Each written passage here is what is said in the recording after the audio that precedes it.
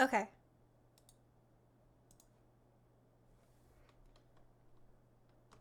Hello, can you hear me? YouTube, I think I am live. Hello. Hello, it is I. Let me tag everyone on my server. Everyone. YouTube live stream right now. Wait, let's see here. YouTube live stream right now. Right now. Here we go. Let's go. Okay. Hello, everyone. Greetings. Welcome. Welcome to my channel. As always, hello, Coded. I recognize you. I recognize the first person who posted. That's exciting. How's everybody's day going so far? I'll let some people get in here. So what I'm going to do, I'm going to practice my voice today. I'm going to do some voicey stuff. Hi, you look gorgeous. Oh, well, thank you so much. I really appreciate that. Much appreciated. I actually did my makeup today, unlike usual. But yes, hello. Oh my God. Hi. Hello, Valerie. Hello, Michael. You look cute, girl. Thank you. Hello, Lorelai or Lorelai, I guarantee, right? Okay. Hello, Vincent. Hello. Welcome, everybody. Welcome to my lovely channel. So we're going to do all kinds of fun stuff today. It probably won't be a 7-hour stream like I did last time.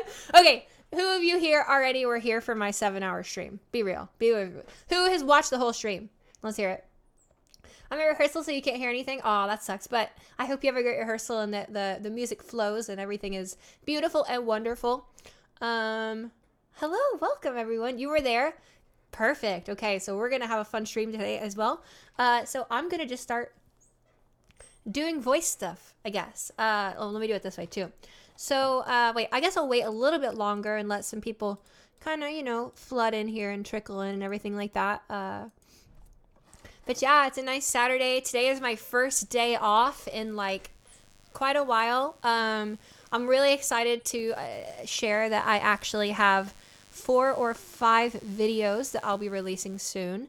I filmed 2 or 3 days ago, and I'm really excited about the content that I made. So I'm really excited to share that with you all. I think the topics, I am going to release the Art of Voice Feminization Part 3.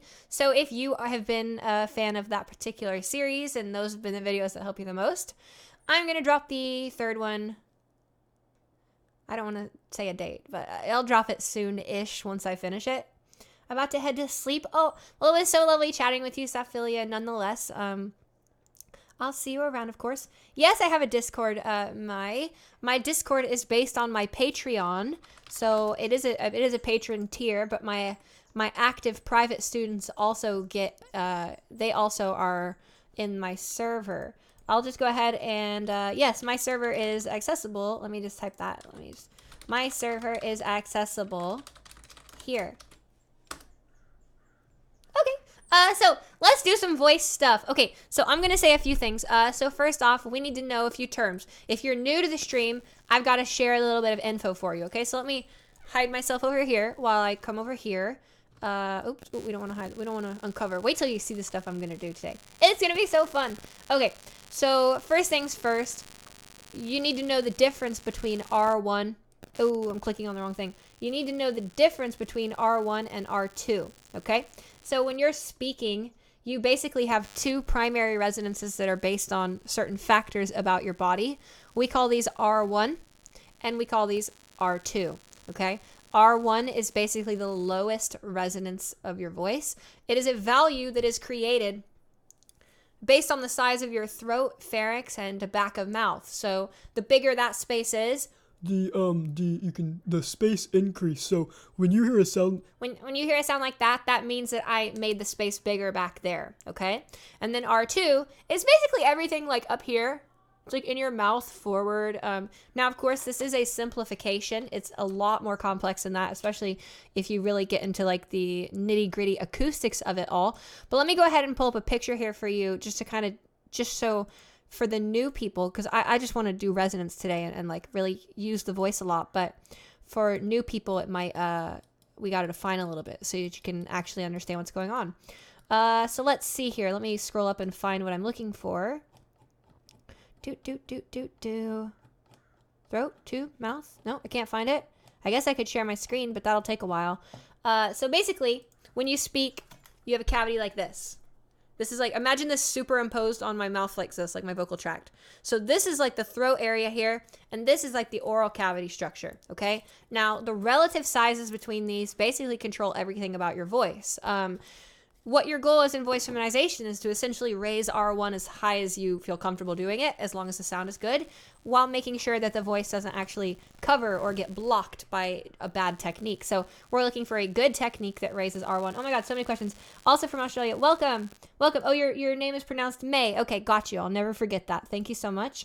I'm blind. Weird static coming through the audio. Oh, it was my cell phone. Sorry, I'll put my phone further away. It was that phone reception stuff. Okay. Yes, you're right. I do worship the harmonic series, Ophelia. That is actually completely true. Okay, so R1 and R2 are basically these cavities. Let me do this. Hold on. I need to be able to have my window paint. And I'll be releasing a video on this topic soon because I realized every time I start talking about voice in any server, people start asking me, what is R1? What does R1 mean? What does R2 mean? And these are just like the very, very basic starting points to even discuss voice, at least the way that I discuss voice. So we're going to look at them. Here we go. Vocal tract. Is that what I'm looking for? Oh, not what I'm looking for. I'm looking for window capture. Window capture. New. We're going to capture paint with this window. Not explorer. Paint. Okay. So here we go. So R1 and R2. So basically, if you're looking at a vocal tract, you'll see that they actually have kind of a tubular shape, no pun intended. They have this little curve here. Well, what ends up happening is acoustically, this ends up kind of separating and being separated into two sort of separate containers, okay? Now, they aren't fully separate. They are pseudo-independent, which I'll demonstrate in like 3 seconds, hopefully, if we can get to it. So there's R1. Here's R2. Okay. Now, of course, this is a simplification. Technically, there is an infinite many number of resonances inside of your vocal tract. So we could even describe this area here as R3 if we wanted, and R4 is like, I'm not quite sure. I think someone told me R4 is like a frat, like a partial of like this area back here, but I'm not 100% sold on that. So, but we have lots of different resonances, but the two that we are most concerned with manipulating for voice feminization is R1 and R2, particularly R1. This is what makes you sound male or female. If this value is low, it means that the tube is big and your voice will sound like that. And as the space back there gets a lot smaller, as the space gets smaller back there, then the R1 value will climb higher. Okay. So enough of that stuff. Now that I've defined that, I can also show it to you like this. So here, I have to do this again. Hold on. Go here. Maybe go to paint. Wait, bring paint back here. Bring it back. Oh, wrong thing. Hold on. Whoa. Oh my gosh. Wait. Stupid OBS. Okay. So now I want to show you at this perspective too. So basically, when you have a voice, we'll say FL. Let me go here, and we want to send this out to you. Where is it? Nowhere? It doesn't work? It's just not going to show up? Really? Is that how it does it? That's such a bummer, you know? Okay, hold on. Let me do it this way now. I tried to set all this up before I called, but... Wait, is there anything I need to not show stream? Oh, student info. Let me close that. Close that right there. Okay, we're good. Now I can show you my whole desktop. Okay. So, resonance 1, back here. Resonance 2, up there. Okay? They have entirely different sounds. R1 sounds very throaty. It sounds like, so when it goes up and down, it's like this going to like that kind of sound, like back down, okay? We'll look at this on a graph later too. I'll visually show you them. So the sound of R1 sounds like this. It is a very dark and throaty, pipe-like sound. It sounds like you're listening to a pipe. Take a listen. I will try to isolate R1 here.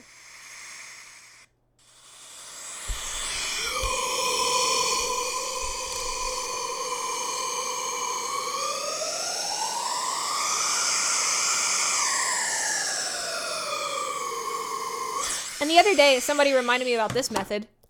You can tap your larynx. Hear that frequency there? That's your resonant frequency. That's the frequency or the tone that's basically going to be brought out in your voice that makes you sound one way or another. So if you hear it's low, then I'm going to sound like really dark. And if it comes brighter, okay, see? I sound exactly like I just did when I tapped it, right? So that's R1. We are always, always, always trying to learn how to manipulate R1. I would say the overwhelming majority of stuff that you're supposed to do with your voice should be R1, and that's also the hardest thing to change because it's the thing that we learn to do the least. Oh, let me read some comments. I've been going for a little bit. Hey Z, I use your techniques to help feminize my voice, and now everyone says it passes. Best of all, I feel way less self-conscious while speaking. Thank you so much. You changed my life. Oh my God. My little heart is filled with joy. I'm honestly so happy that I can help all of you in this way. I know how much my voice mattered to me. And so to be able to transfer that to other people, I'm really happy about that. Wow, that's really weird, but kind of cool. Yeah, exactly. So that's R1. So basically, think about it this way. When you pour water in a glass, you know that the water takes the shape of the glass, right? That's like not even a question. Well, that's because water is fluid, right? Well, vibrating air is a fluid as well. And so really what we are doing when we are changing resonance is changing the container so we can reform the fluid passing through our tube. Okay? So you have to think that your sound is this, whenever you produce sound, it's this nebulous field of fluid that's pulsing and fluctuating. And when you stick that fluctuating fluid in a pipe, it's going to take the shape of the pipe. Just like when you pour water in a glass and it takes the shape of the glass. Am I going to turn this into a resonance explanation video for your channel? You betcha. I actually filmed another one, which will be a little bit more formal, but this one is going to be a bit informal. Yeah, that was kind of my goal with this, though, L something. Hi, I want to know if the tone is like, I want to know if increase the tone is like the voice when you cry. I think what you're asking, I could be wrong, but what you're asking is when you cry, is that the kind of tone of voice you want? Sometimes when people cry, their R1 goes up like, heat from fire, That's a higher R1 sound, not too often. Watching your videos gave me a ton of confidence in how to make my voice sound the way I want to, and it would sound right to people. Thanks. Well, honestly, that's my mission in life, so I'm really happy you feel that way. Okay, so enough about that stuff. Now let's do some voice. Okay, so I've got this set up here for us. This is gonna be exciting. So in case y'all aren't woke on this concept, there's been somebody who I really respect a lot.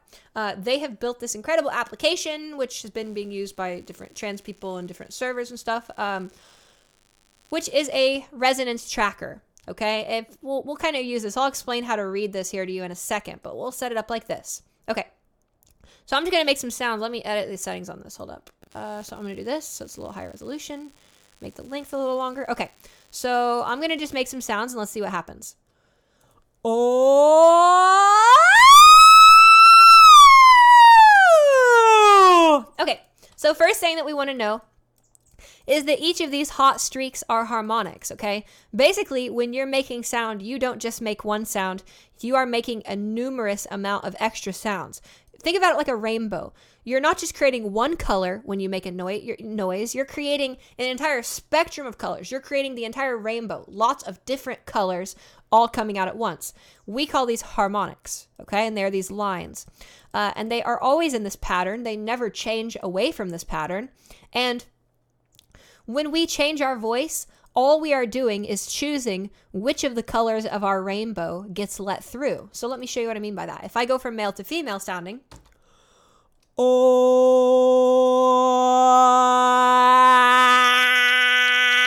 you can see here that the bottom colors of my rainbow, quote unquote, to continue that analogy, they're louder. They're really orange. And the brighter I go, the more feminine I become, the quieter these ones become.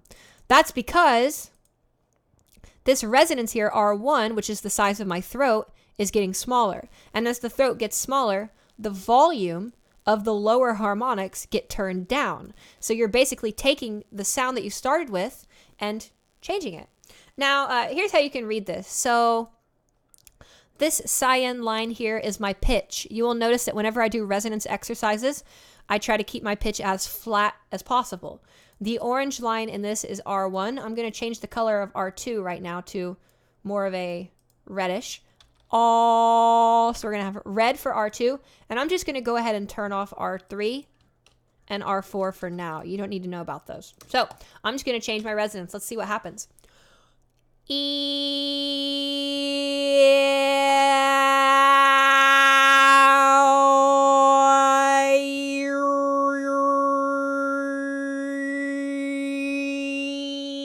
Now this was harmonic singing.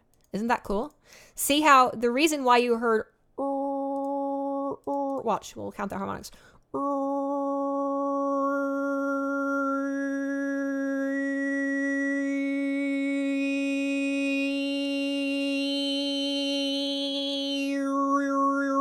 So literally what I'm doing is I'm subtly altering the amount of space I have inside of my mouth. And I'm doing something called a velar pinch, which basically makes it so, check this out.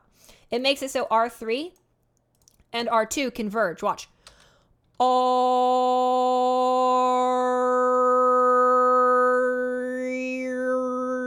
And I'm basically creating a super resonance, which then allows me to easily show the harmonics to you, okay? This is what overtone singing is as well. It's where you do basically, well, there's several ways you can overtone sing. So that was overtone singing with my R2, but I can also overtone sing with my R1.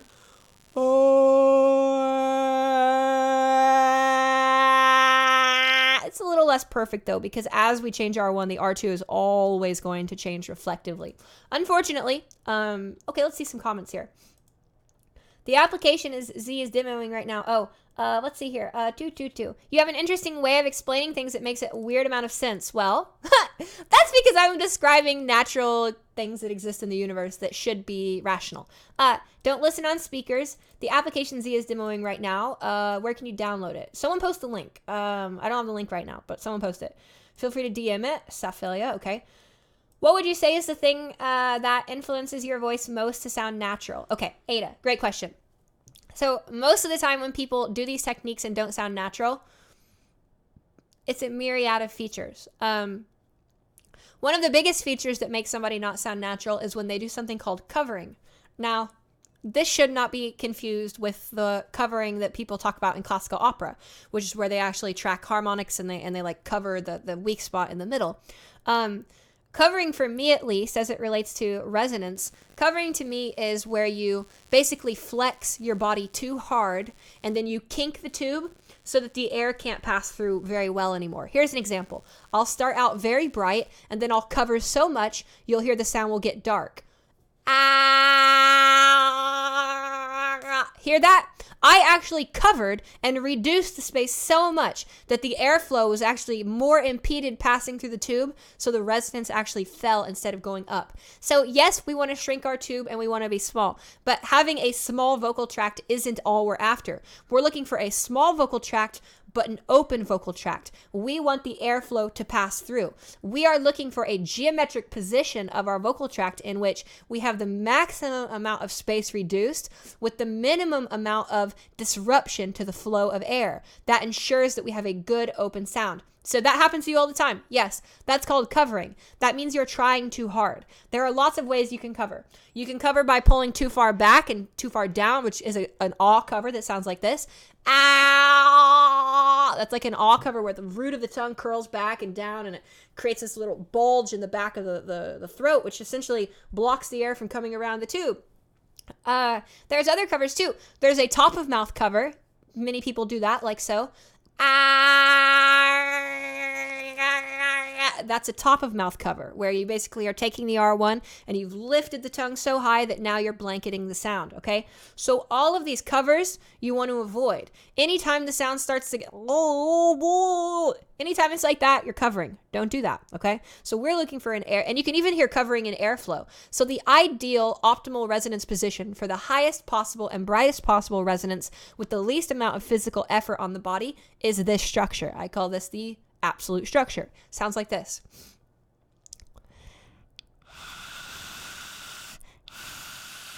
That's basically a 1600 1700 R1 where I have zero tension. I'm like doing nothing. Like it doesn't even feel like I'm doing anything. And if I cover it, listen to how the airflow, the stream of air gets disrupted. That's a form of cover. That's a form of cover. That's a form of cover. That's a form of cover. Actually, that's a form of changing the tongue position to the wrong structure. But still, all of those are, have you tried switching resonance in a gradient in 5A? Oh, I like that question. How come it got retracted? I was like, that was a musical question with polyrhythms and stuff. Okay, let's see.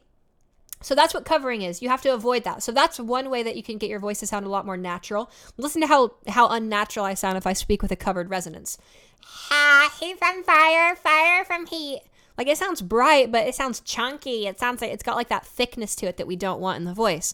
So that's covering. You don't want to do that. If I don't cover, heat from fire, fire, fire, never, part, port, pet, pot, pool, pee, purr, right? You can hear I'm not covering, so my voice is like open. So that's what you're looking for. Don't cover. Let's see. Okay. Other stuff that sounds natural, don't overpress. Sometimes when people basically cover with R2, they get this kind of thing like this, which is really, really unnatural. You don't want to do that kind of thing. There's literally so many reasons that you could sound unnatural, but those are the big culprits as it relates to your R1 structure. Okay? Very good. Will I post this afterwards live? Yes, I will. Absolutely. I'm not trying to hide this information from people. Just know that I found all this information. Nobody taught me this, I've just been doing, researching, exploring. I've got some basic acoustics that I learned, but otherwise I've kind of found it myself. Let's see. I've worked with hundreds and hundreds and hundreds of trans women's voices around the planet and feminized lots of voices. So that in combination with my background in acoustics and music composition and oral skills allows me to figure out what's going on with people's voices quite well. The lasagna of resonance. Exactly. Yes, exactly. Very chunky and thick. Interesting. R2 didn't change as much. We'll look at that here in a second. Hey, Z, I've been working with it. Raising the lyrics, heat from fire. I've found the range. Two things. I found two things to continue with it. To continue, there's one after speaking a long time, speaking in a long place starts to crack. Okay. If your voice is getting fatigued, okay. You can have like a pretty good sound, but not have the right structure. Okay. So like this, heat from fire. Like this is not comfortable for me, but yet it sounds okay.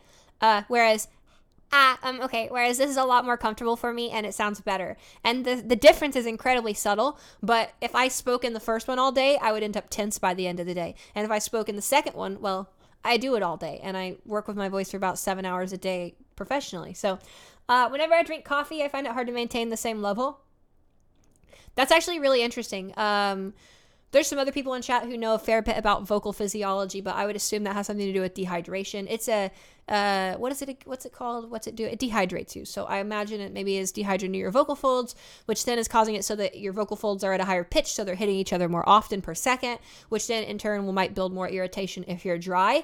And if your technique's not that good and you're speaking with maybe a sort of forced closure or a bit too high of a closed quotient sound, closed quotient plus dehydration plus a higher pitch than you're comfortable with can create cracking and which be irritation on the vocal folds. So it just depends. It depends on you. Let's see. Is there a download link for the program? Yeah, it's not showing up. Hey, can somebody message me the download link on Discord and then I'll post it? I don't want to tab off and try and find it, but I'll post it if someone sends it to me. Does age affect the voice later in life? Yes, it does. The voice is affected by age in a few dimensions. The vocal tract length changes with age, and some of the structures atrophy. The vocal folds become a bit more stiff, and since they don't have a tendency to move as fast due to the stiffness, we can think of the stiffness as a sort of increased mass, which then in turn creates a lower pitch. So as you age, your pitch drops. And as you age, your vocal tract length typically shortens in male cases, except for in the female case where the vocal tract actually expands because postmenopausal hormonal palette or the hormonal landscape in the female body postmenopause typically is a much less estrogen, and there are trace amounts of testosterone that start to be more present and make a bigger effect. So there is a miniature larynx expansion event or pharyngeal expansion event when somebody gets older if they're female. So there's a bunch of other stuff too. Yeah, like I said, send me the link and I'll post it here. I want to post it, but I don't want to pull the link up. Hold up. Let me see if someone sent it to me yet. Okay, thank you. I got it. All right, here's the link, everybody. This is the link for the resonance tracker. Now, I'll say this. It is very, very useful to practice with, but it's only useful if you know what you're looking for. If you're a beginner and you don't understand a lot of this stuff, this might hurt you more than it will help you. Okay, so if you feel pretty comfortable about you just want to play with it, go for it. But just make sure that you're not like thinking, oh, Z said I've got to keep my R1 above 1,000 hertz, but yet when I say the vowel E, all of a sudden I'm at 300. Oh my God, I never pass. This thing is not going to tell you whether you pass or not. This thing will tell you the values of your body. Only the ears will tell you if you pass or not, because that's what matters, is to listen. Okay, good. How do you keep a local accent?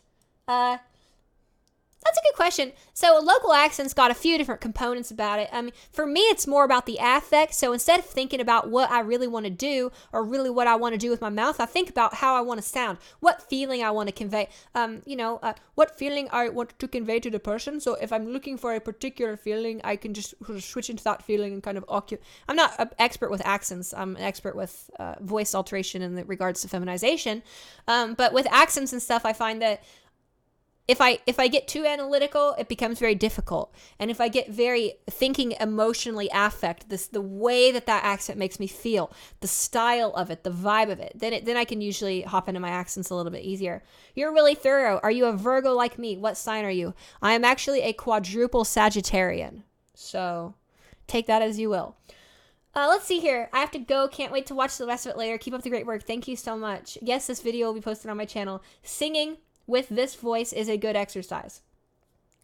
I don't know what voice you're talking about, but yes. Let's see here. Thank you for the content. Living in a rather poor country, it's a struggle to pay for any private lessons. Yes, I'm sorry that my private lessons are so expensive. I know it's cost prohibitive for a lot of people in other countries and stuff. I just have about a 400 person waiting list right now, so I have to set my rates really high. Otherwise,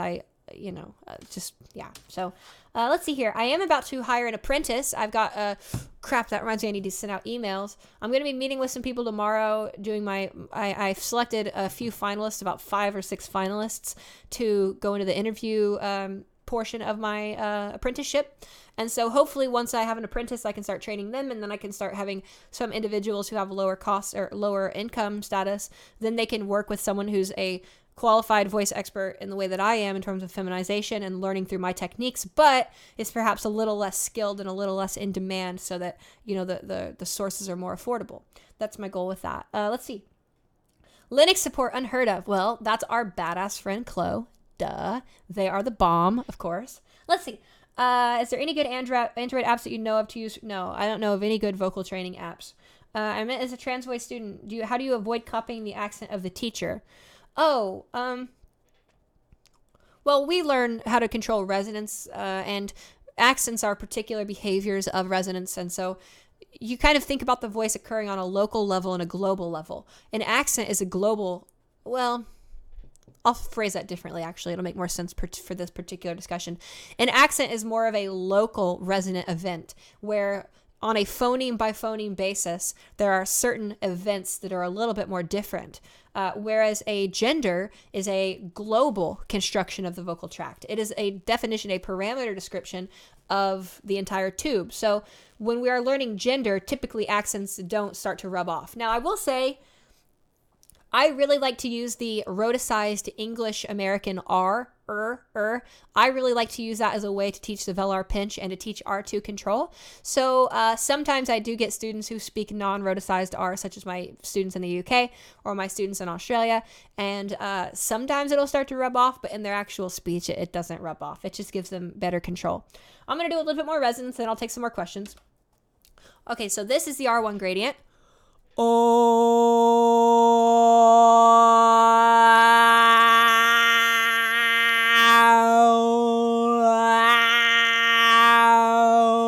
And the key there is to see how R1 and R2 are moving linearly together, right? They're locked in a pair.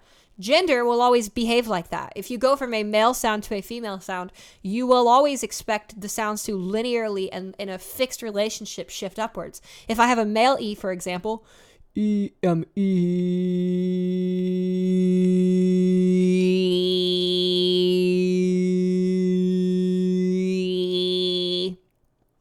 So, I wasn't reading the low R1. That should have dropped lower. This is an application that's not perfect, so it can only show us so much, but it is a very, very good application to help. But what we'll see is that whenever I go feminine with any vowel, we will actually see a significant shift. Let me get a different color for R3. I want something kind of not super noticeable. Maybe this will be cool. Oh, that'll be cool. Okay. So for instance, if I'm doing a vowel gradient, let's watch it with the harmonics. So, oh, ah, right? And we can see that the resonances are trending upwards, which is changing the relative volume of these harmonics, and that is why the voice is actually changing. So we are changing the geometry of the body. It then in turn manipulates the volume of all these little pitches that you generate that are called harmonics, and depending on the configuration that you have, you emphasize the harmonics in different patterns. This is a vowel gradient where I move harmonic by harmonic up. Oh, oh, ah, ah, ah. And what you'll also notice is that as my resonances tend to trend higher, the vowel will start to shift towards ah, okay? The vowel ah is basically your brain's understanding of the high R1, and it's the sound that we should always be listening for. In fact, one of the biggest common issues that I see people do when they're trying to feminize their voice is they'll start to do the resonance exercise like this. But instead of going towards ah, they'll go towards E, like so. If you're doing that, I know, there's 110 people watching right now. I know that one of you is doing that. Stop doing it.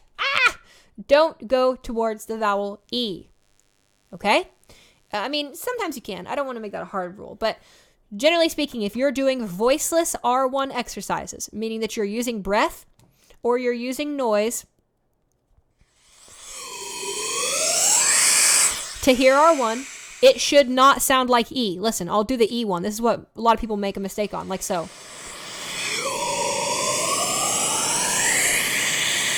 Hear that? The reason why people do that is because look what happens to the resonance. Oh. Basically what's happening is you're hitting a biological point where in order to raise R1 further, you have to use your oropharyngeal closure. But what happens is maybe you haven't learned that muscle yet, or you're not tugging the right muscle, but your brain hears you want to keep going up. So instead what it does is it approximates the behavior of R1 by just shooting R2 way up, and then R1 drops. So this is why if you're practicing the voiceless R1 exercise and you're going and you're going towards this E, this is why your voice isn't feminizing. I've seen countless students get completely stuck at this particular point. It is because as you shift towards the E vowel, your R1's going to drop, meaning that you're going the opposite direction that you want. Yes, something in the sound sounds like it goes up. Like you can hear it's lifting still, but that's because you're hearing the R2 lift, not the R1 lift. Okay? Very, very good. Okay, I'll take some questions now. That was a nice little resonance. God, there's so many questions. Can I just take a moment and say how thankful I am that you're all here, and how incredibly overwhelmed and blessed. And so thank you all so much for supporting me. It really honestly means so much to me. It's a little overwhelming. So I just love you all so much, and thank you for being here. Also, I guess while I'm thanking you all, I should shamelessly plug my Patreon. Support me if you would like. If you would like more of these streams, you want more content, you want to hang out with me in my server, you want to get voice feedback from me, I have a Patreon where I have lots of different tiers of different information and stuff. So I'll just go ahead and share that because, that's what a good streamer would do. Okay, so please support me if you like my work. Thank you. Okay, so let's see here. Where are we at? There's so many amazing questions. 400 people. Oh gosh, that's why I'm having trouble reaching for lessons. Yeah, if you've emailed me in the last month and a half, you're deep in the wait list, okay? I'm sorry. It's pointless for us to message people back and go, okay, thank you, you've been added to our list.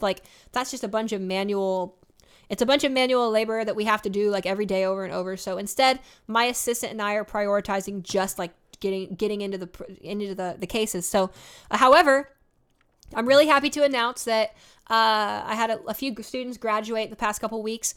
I'm about to take on about 10 to 15 new students, okay? I believe the wait list is somewhere around November. So if you sent me an email in mid-November or something, you should maybe be getting an email back this weekend or at the beginning of the week. But, I'm trying my best to get through the wait list as fast as I can.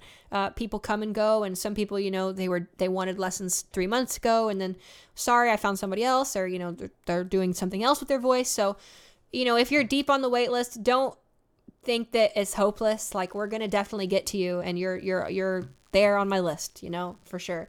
But yeah, definitely overwhelmed with students at the moment. Let's see. How do you make some male singers reach very high whistle notes? Probably a good question to ask somebody else. I don't do a lot of whistle notes. I can when I wake up in the morning, when I have like edema and my vocal folds are very stiff, then I can do whistle. I usually can't. Let's try. Let's see.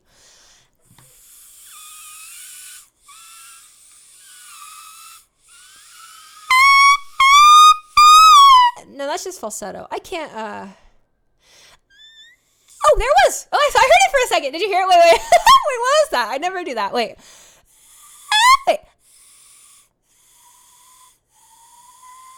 Wait, nope. I had it for just a second. I don't know. I usually don't whistle. I wouldn't be the person to ask for that. I don't see why being male or female would change your whistles at all. I mean, as far as I'm concerned, the whistles don't even use a vibrating mass of your vocal folds. As far as I'm aware, M3 or flageolet or a whistle is basically when your vocal folds are so firmly squeezed together, but they form a tiny little crack that the air then whistles as it blows through due to the turbulence of the whistle structure. So this means that if you're male or female, technically whistling shouldn't matter at all, because what matters between the difference between male and female pitch is the vocal fold mass. And if your vocal folds aren't moving, then the vibrating mass isn't even taken into equation. So I don't think there's any difference between male and female whistles, generally speaking. The highest note I've ever whistled was a C8. I whistled the highest note on a piano once. I've got it on recording. Let me find it, actually. Or maybe it was a B7. I don't think I got a C8 on recording, but I definitely did it. Let's see. It sounds hilarious. I sound like a teapot, just like boiling over. And also thank you all so much for sending me the link so I could post it in the chat for everyone. Okay, let me see here. Search Discord from Zebra. Little Zebra. Let me search for whistle. Let's see if I can find it. I'll post the clip if I can find it. Yeah, I found it. Here's me doing a whistle register from F sharp 7 to B7. This is the most like a teapot I've ever sounded, which is pretty interesting. Okay, so there's that. Oh, let me get these questions going again. Okay. No matter how hard I try to feminize my voice, there is always a deep bass undertone. Is this resonance? What is it? Yeah, the undertone is R1. Literally, the tone underneath the tone is R1. So you'll notice that okay, like even if I go to a high pitch and I have a low R1 here, like I don't sound feminine really, because my R1 is low. It doesn't matter how high I go. If my R1 is low, then I'm gonna sound like a male. And of course everybody has a different R1, and if we just start to shrink the R1 back up a little bit, then we'll get something a little bit more like this, okay? So yeah, if you're practicing your voice and you feel like you still have a darkness or a deepness to the bottom of your sound, 100% the only thing it possibly can be is R1. Okay?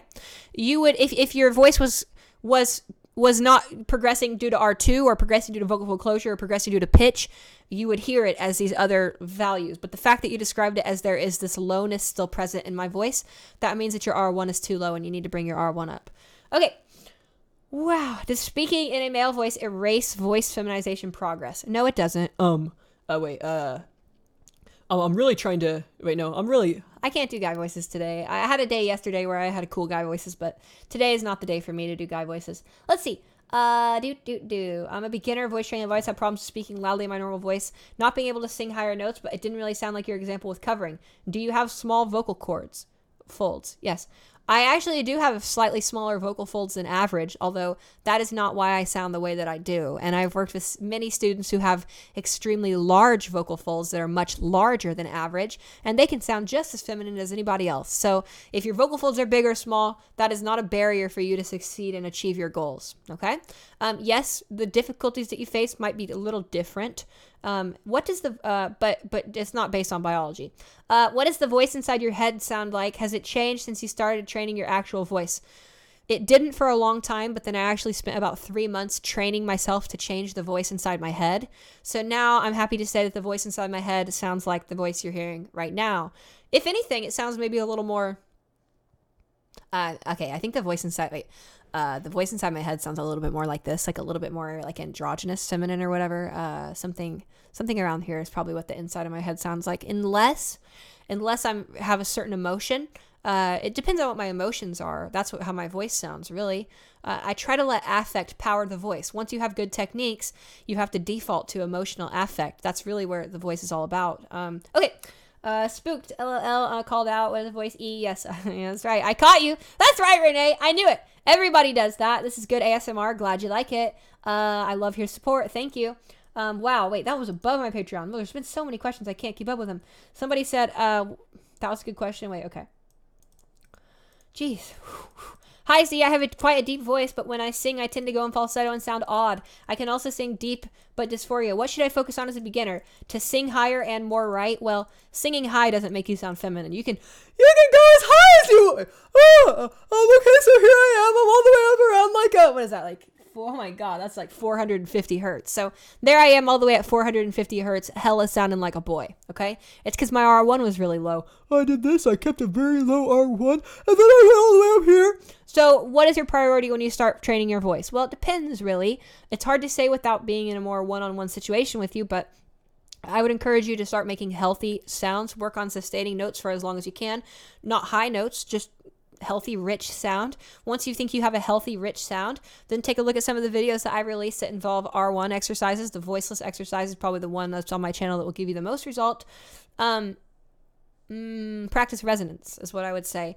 We practice resonance lots of different ways. Voiceless, voiced, R1, R2. Watch this video because I said a bunch of stuff earlier that might be able to help you too. That's a tough question. Do you have any tips for keeping a feminine tone while singing a low medium note? Yes, and I actually love that question so much. Thank you for asking it. The reason why that question is so poignant and apropos is because when you go to a lower pitch, your resonance moves relativistically. Let me show you what I mean. So I'm going to keep my R1 the same here on the chart. So I'll go ah. I'm guessing that's fourth harmonic. Yeah, okay. See, look, 1, 2, 3, 4. So that was a fourth harmonic dominant tone, a 1 against 4 against 7 ratio. 6H is what I'd call that. I'd call this a 1, 4, 6H voice. I bet this is the 16th harmonic. Let's see if my brain's right. 1, 2, 3, 4, 5, 6, 7, 8, 9, 10, 11, 12. Oh, 12. Duh, that would have been my other guess. So this is a 1 to 4 to 7, 6H, 12 structure. Now, if I keep my resonance here, but I start lowering my pitch, what we can see now is that I actually just raised my resonance.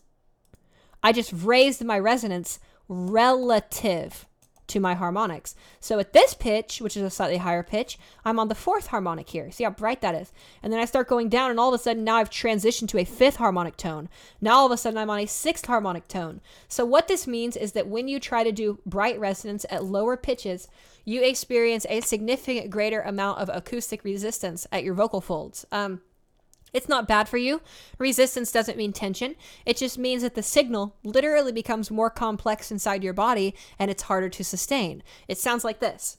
Yeah, this is like a really high resonance, but like a really low pitch kind of structure, right? And it's like bright. So tips for learning how to sing at low pitches while maintaining the resonance. You're going to have to conquer the sensation of that impedance. I've learned to experience that impedance and I can lean into it based on sensation. So if I'm like happy birthday to you, right? That one down there, gosh, we can't even, that's not even going to register on this. My R1 was, well, it's not there. That's not what my R1 was. It was like here-ish or something like that-ish or so. Or no, I was on an U vowel, so that is my R1. I should have did that with an A vowel so you could have seen it. But basically, due to the fact I'm at such a low pitch, we end up getting all these crazy harmonics clustered together. And the crazy harmonics clustered together creates a very buzzy, unstable, high complexity, just intonated structure, which is much harder to sustain on. So what I would do is practice singing down scales. If your voice is already feminine and you're just trying to feminize the pitch so that you can have it at low pitches, I would recommend doing descending scales and trying to keep your resonant structure the same.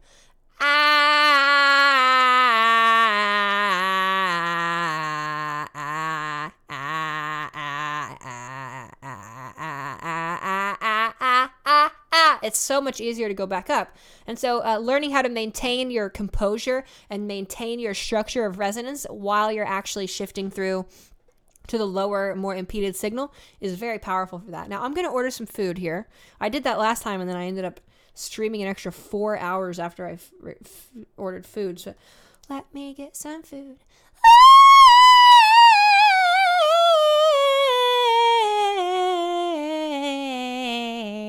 There's another thing. See, whenever your pitch actually starts to move around, it requires structural changes in order to preserve sounds. It's a really interesting property. Okay, let's see here. Have you seen that? No, I haven't seen the meme for it, but I can only imagine that the Meatwad voice training meme is terrible, because the Meatwad voice is created by that like nerdle thing or whatever. This sort of, we had a contentious discussion, or not contentious, we had a nice discussion about it last time when we kind of tried to define the word, but basically it's this sound right here. And that is actually one of the key things, one of the key issues that a lot of trans women fall into when they try to feminize their voice. So, I mean, could that voice help you learn voice feminization and help you learn voice technique? Absolutely. I have had students do that voice before to show them what not to do. But in terms of it somehow being able to be leveraged into a feminine voice, I would assume that that's not the most optimized approach towards voice feminization, simply because it is actually training and encouraging a covering technique. This is a covering technique. Remember I talked about covering? Move out here to...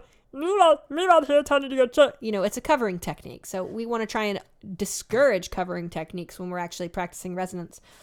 Using the advice in your videos has really helped. Great. I'm really happy to hear that. Thank you so much, Violet. You know, I want to do a lot more of my videos. I hope this video will be a good step forward in that.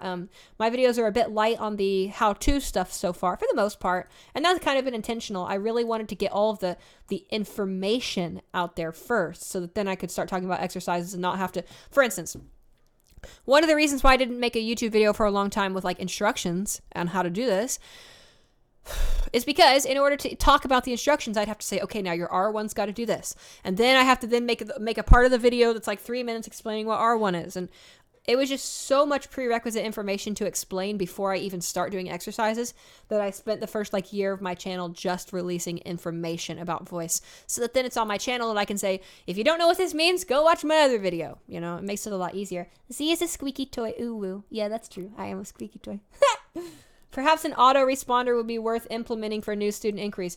Yes, that's true, L something, but I also get tons of emails every day that have nothing to do with working together. So I would have to make everybody have the same subject header to get an auto reply. And honestly, I've got videos on my other channel that trans voice lessons. I mean, there's so many videos I've made that don't have the instructions to email with a specific header that there is going to be a ton of people who still message me and don't get the auto reply. So then it becomes really a nightmare of like, wait, they didn't get auto replied to. These people did. So I just think, yeah, there definitely should be a better approach for it. We'll try to figure that out as we go. Whoops. I think one of the most challenging part of voice training is practicing inflection. Any tips? Lots of guides are quite vague in how to practice inflection. Yeah, a few things. So I can't give you this, but one exercise I like to give with my students is I take audio files of female voices and then I completely filter them down to nothing but their constituent sine wave, the fundamental frequency. I remove all harmonics, which means the presence of resonance is no longer felt. So it purely becomes listening to a melodic line painted by a voice. Here's an example of this. I'll play some audio for you. So I think it's really great. I think this is the best way to learn contour, is to work along and try to imitate and mimic files that sound like this, which I give to my students. Here we go. Here's a female voice with just a sine wave, no harmonics.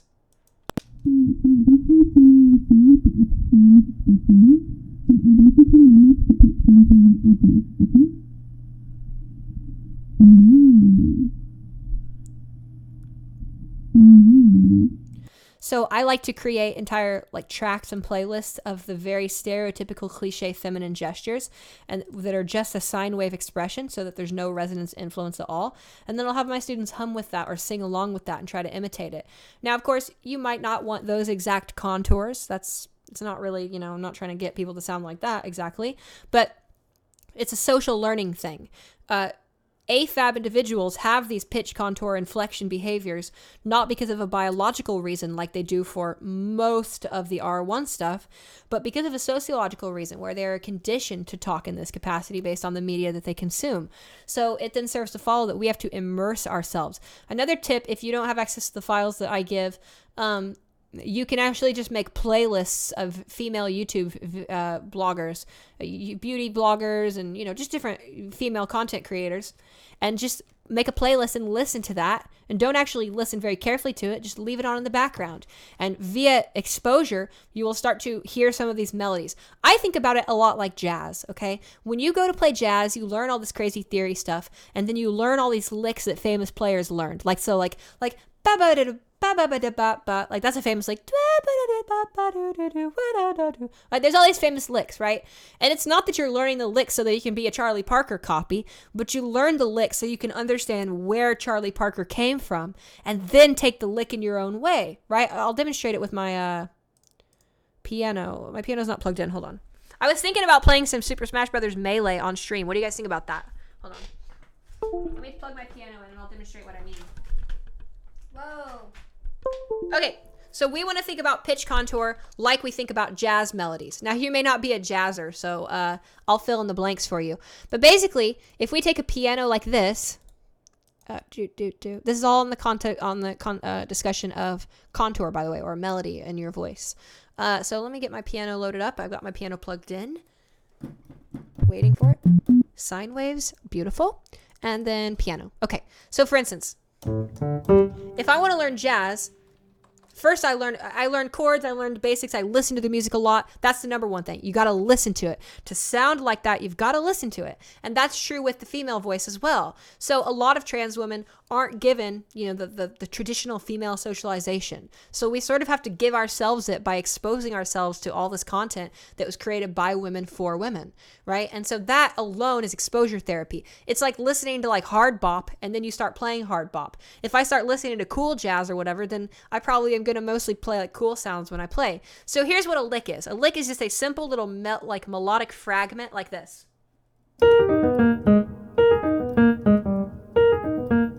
That's called the Crimea River lick. It's from this old famous jazz song.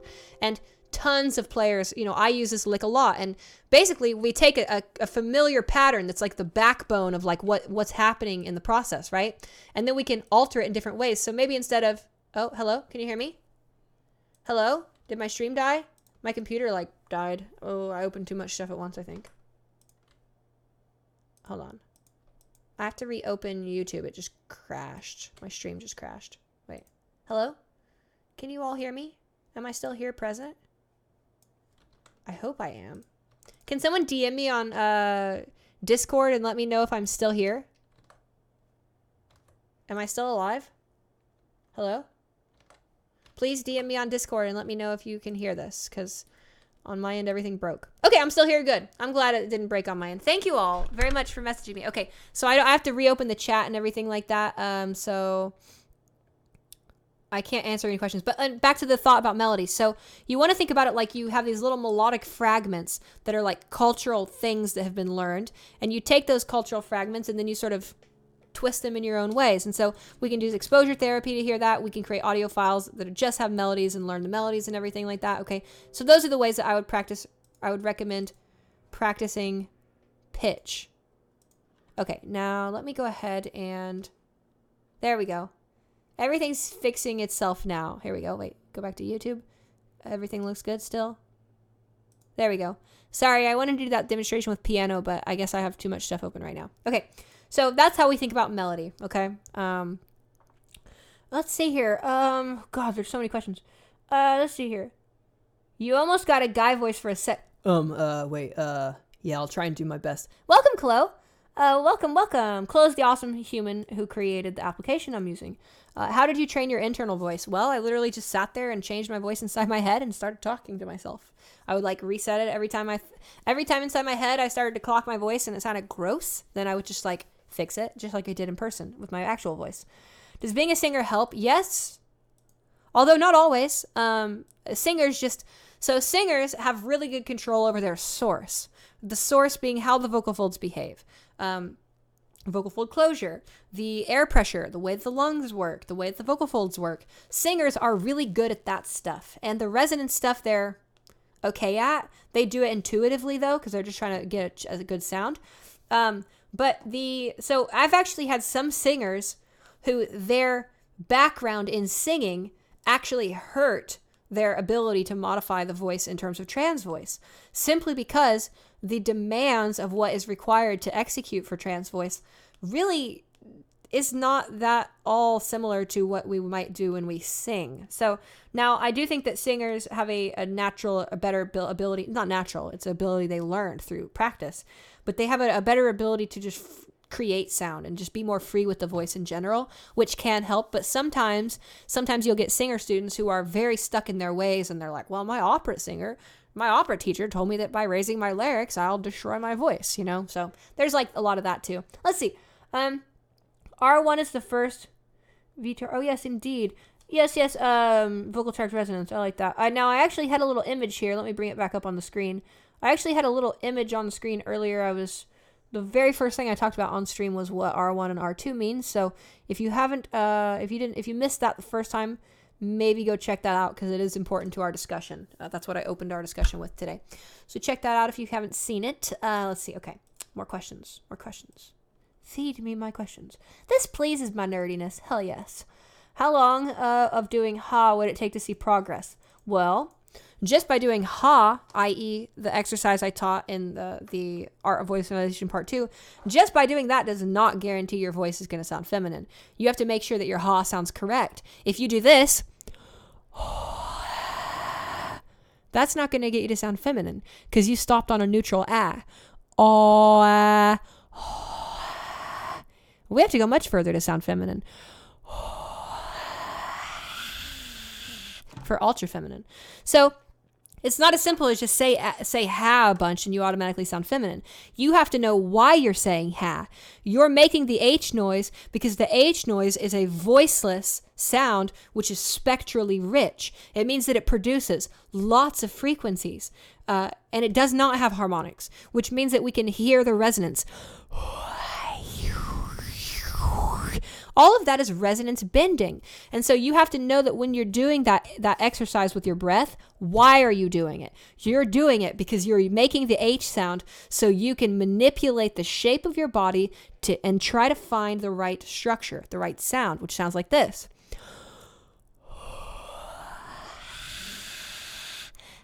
And there's other approaches towards this. You don't have to start from... Lately, I've been starting with all my students starting from ke instead, like so. I find it to be a much less invasive motion to go than it is to go. But then again, the lower one to the brighter one, that's a complete R1 gradient, whereas the ke is more of like a neutral mid to a lifted R1. So, and if we look at this on a chart, the difference. So let's go. That's the equivalent of. Okay, we end up hitting the ceiling here. This is basically where we end up with, something very special. Now, if I go from to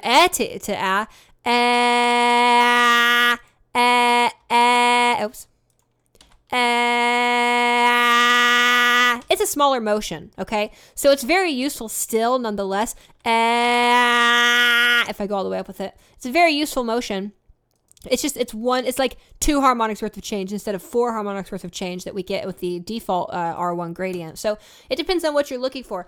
I use tons of different variations of this. Voiced, voiceless, phone-based, external, physical, impulsive-based sound structures, consonant approaches. There's so many different ways that you can look at, so many different perspectives that you can track these behaviors with. And so you're doing the noise because your goal is to listen to that noise and make sure that the resonance is not, and absolutely make sure that you don't go that little silly E noise that creeps in. Huge issue. Like I already talked about that one early in the stream, but that destroys your resonance immediately. Okay, where can I sign up on the waiting list for a lesson or two? Email me at transvoicelessons@gmail.com and it will be added to the pool. Okay, so there's that question. This pleases my nerdiest. Welcome. Okay. Getting financial aid. If you have experience, do you experience less vocal range singing because of voice feminization? No, the opposite. My vocal range has exploded because of voice feminization. Yeah, I've got a huge range now, thanks to voice feminization. I will never understand what's in Axl Rose larynx or vocal cords. Asking myself since '89. Oh, in Axl Rose's larynx. Yeah. Well, he belts, and he has really, really tiny structure. So that's not biologically, but such an interesting pedagogical perspective. Thank you very much. Do you have students requesting help in getting their voices more deep and masculine? Yes, Dolly. I do work with female to male or trans masculine students. I also work with non-binary students who want a non-binary voice, i.e., we work together and destroy any discernible sex-based behavior from the voice. I really love jobs like those. Now, I'll be the first to admit I'm not a trans masculine voice expert. I do understand the subject very well naturally due to its closeness to trans feminization. But it's not my expertise, but I do love helping trans masc voices.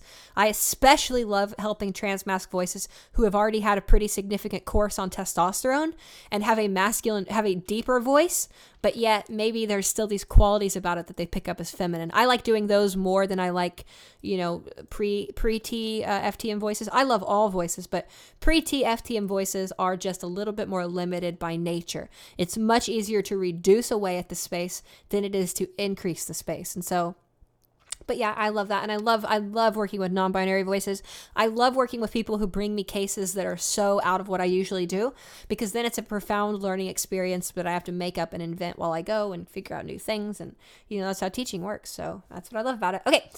You said you'd order food, but you didn't. Oh my God, thank you! Ryle, you are like my savior. Thank you. I didn't order food. Oh my God, I'm starving. Hold on, let me do that right now. It's just, I'm having so much fun. I love you all so much, and I love, this is so great. Like, can you guys believe this is my job? Like really? Like, can you believe this is like my job? It's like so cool.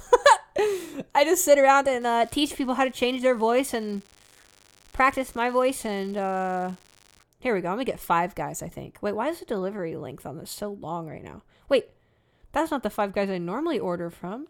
Did they get rid of the Five Guys I normally order from? I'm gonna be so angry if they did. What the heck? Hold on.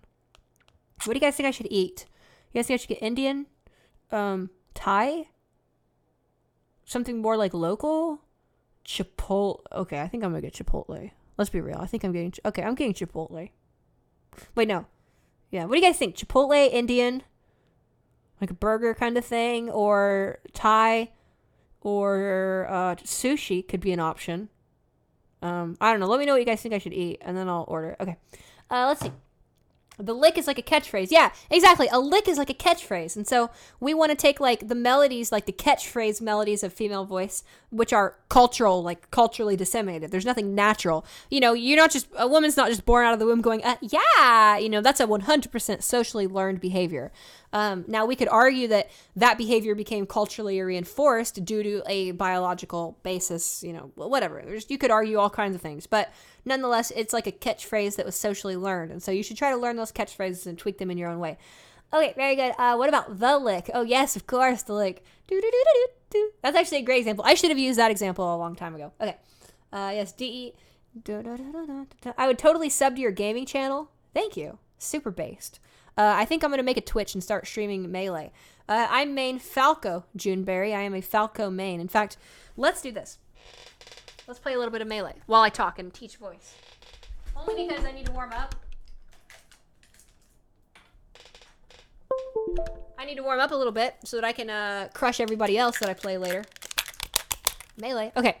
Let's see. I'm a progressive metaler and occasional jazzer, so I got you. That's awesome, Evie. Did you know that I was actually in a progressive metal band that was actually fairly well-known-ish, I guess? I mean, we were signed and we toured and stuff like that. I actually grew up playing progressive metal and, like, deathcore and, like, stuff like that. Now, I was never a core person, but I was really always into, like, prog metal and, like, my band always mixed, like, electronic music and experimental art with, like, progressive metal. So that was like where I got my upbringing musically. Was I would just sit in my garage as a kid with my drum set that my dad bought me, and then I would just blast beat. I'd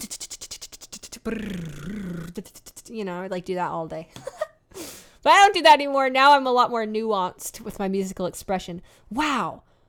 I have so much to catch up. Oh my God, there's so many amazing comments. Okay. Thank you for answering my question. I really appreciate it. I'm really glad it was helpful. Could you upload a video of yourself teaching a student? Yeah, I would love to. I'll get permission from a student. At first, I was thinking no. I had one of my one student recently suggest that to me, so I think I will. Yeah, I think I might release a public lesson, or that'd be cool. Yeah. How can I become your student? Please email me at transvoicelessons@gmail.com. I have quite a big wait list at the moment, but all emails will get responded to at some point. Production background really helped me. I agree with that completely. That's like my, that's my secret. My production background and my oral skills background. I've been obsessed with ear training my whole life. Basically, since I was like 17, I started training my ear. And production, carving away white noise. I used to do this thing where I would take tons and tons of strict filters, and I would actually try to build a harmonic series out of white noise. Like I would take a block of white noise and I would try to reduce it so much to where it only had excuse my hiccups, it only had like whole number values in it, so it would sound like a sine wave with harmonics, basically. So wild. Okay. Wouldn't ke lead to more of an eh sound at first? Yes, it does, but you shift it towards ah. Listen. The goal is to work from the eh to the ah. I find that approach actually stops people from going, which is the big issue that most people have. Because if you go from eh to e, it's like very obvious. It's very obvious that it's a front of mouth thing, not a back of mouth thing, which is what we want. Hey Z, I just want to say thank you so much for the Patreon voice seminar from a while back. I've really made a lot of progress since then. Honestly, I'm so happy to hear that. And you actually just reminded me that I need to release the third part, which was based on fricatives. So after this, I will release the third part to my Patreon seminar that I did. And of course, actually now is a wonderful time, of course, people. If you would like to support my work or you want to support me in any capacity, or please check out my Patreon. I hate to be a sellout and post it, but that's my lifeblood. So thank you all very much. Okay, let's see. Will this video be archived like the music channel live stream? Oh, you betcha. How much time does it really how much time does it take to make a YouTube channel really good? I'll get back to you when my YouTube channel is really good. I think that I do. Oops, my bad. I accidentally clicked on my music. I think that I greatly underutilize how I could use YouTube. In fact, you're going to see coming from me soon, I'm going to start releasing more clickbait videos. Now, I don't mean like clickbait like you're going to get scammed when you click on the video, but like I'm going to create more stuff like, voice, like I filmed this the other day. Let me know what you guys think about this. I filmed a video where I steal beauty bloggers' voices, where I listen to their voice, I steal their voice and copy it, and then I analyze how I stole the voice and what their voice is, the way it sounds like. To me, that's like clickbaity-ish, because it's not like voice feminization, and it has like current events and current topics, but it will allow the YouTube algorithm to pick me up a lot faster, and I'll grow a lot quicker. So I'm going to start having a little bit of that peppered in between all of my content, which I think will be a really positive thing. It'll just be more like fun, like more fun content, So I don't think my YouTube channel's really good. I think that I have really, really high level content relative to the rest of what's on YouTube. Like that's something I take pride in, is like my content is like very high level content, You basically can't go anywhere else in the world and get this kind of discussion relating to resonance anywhere.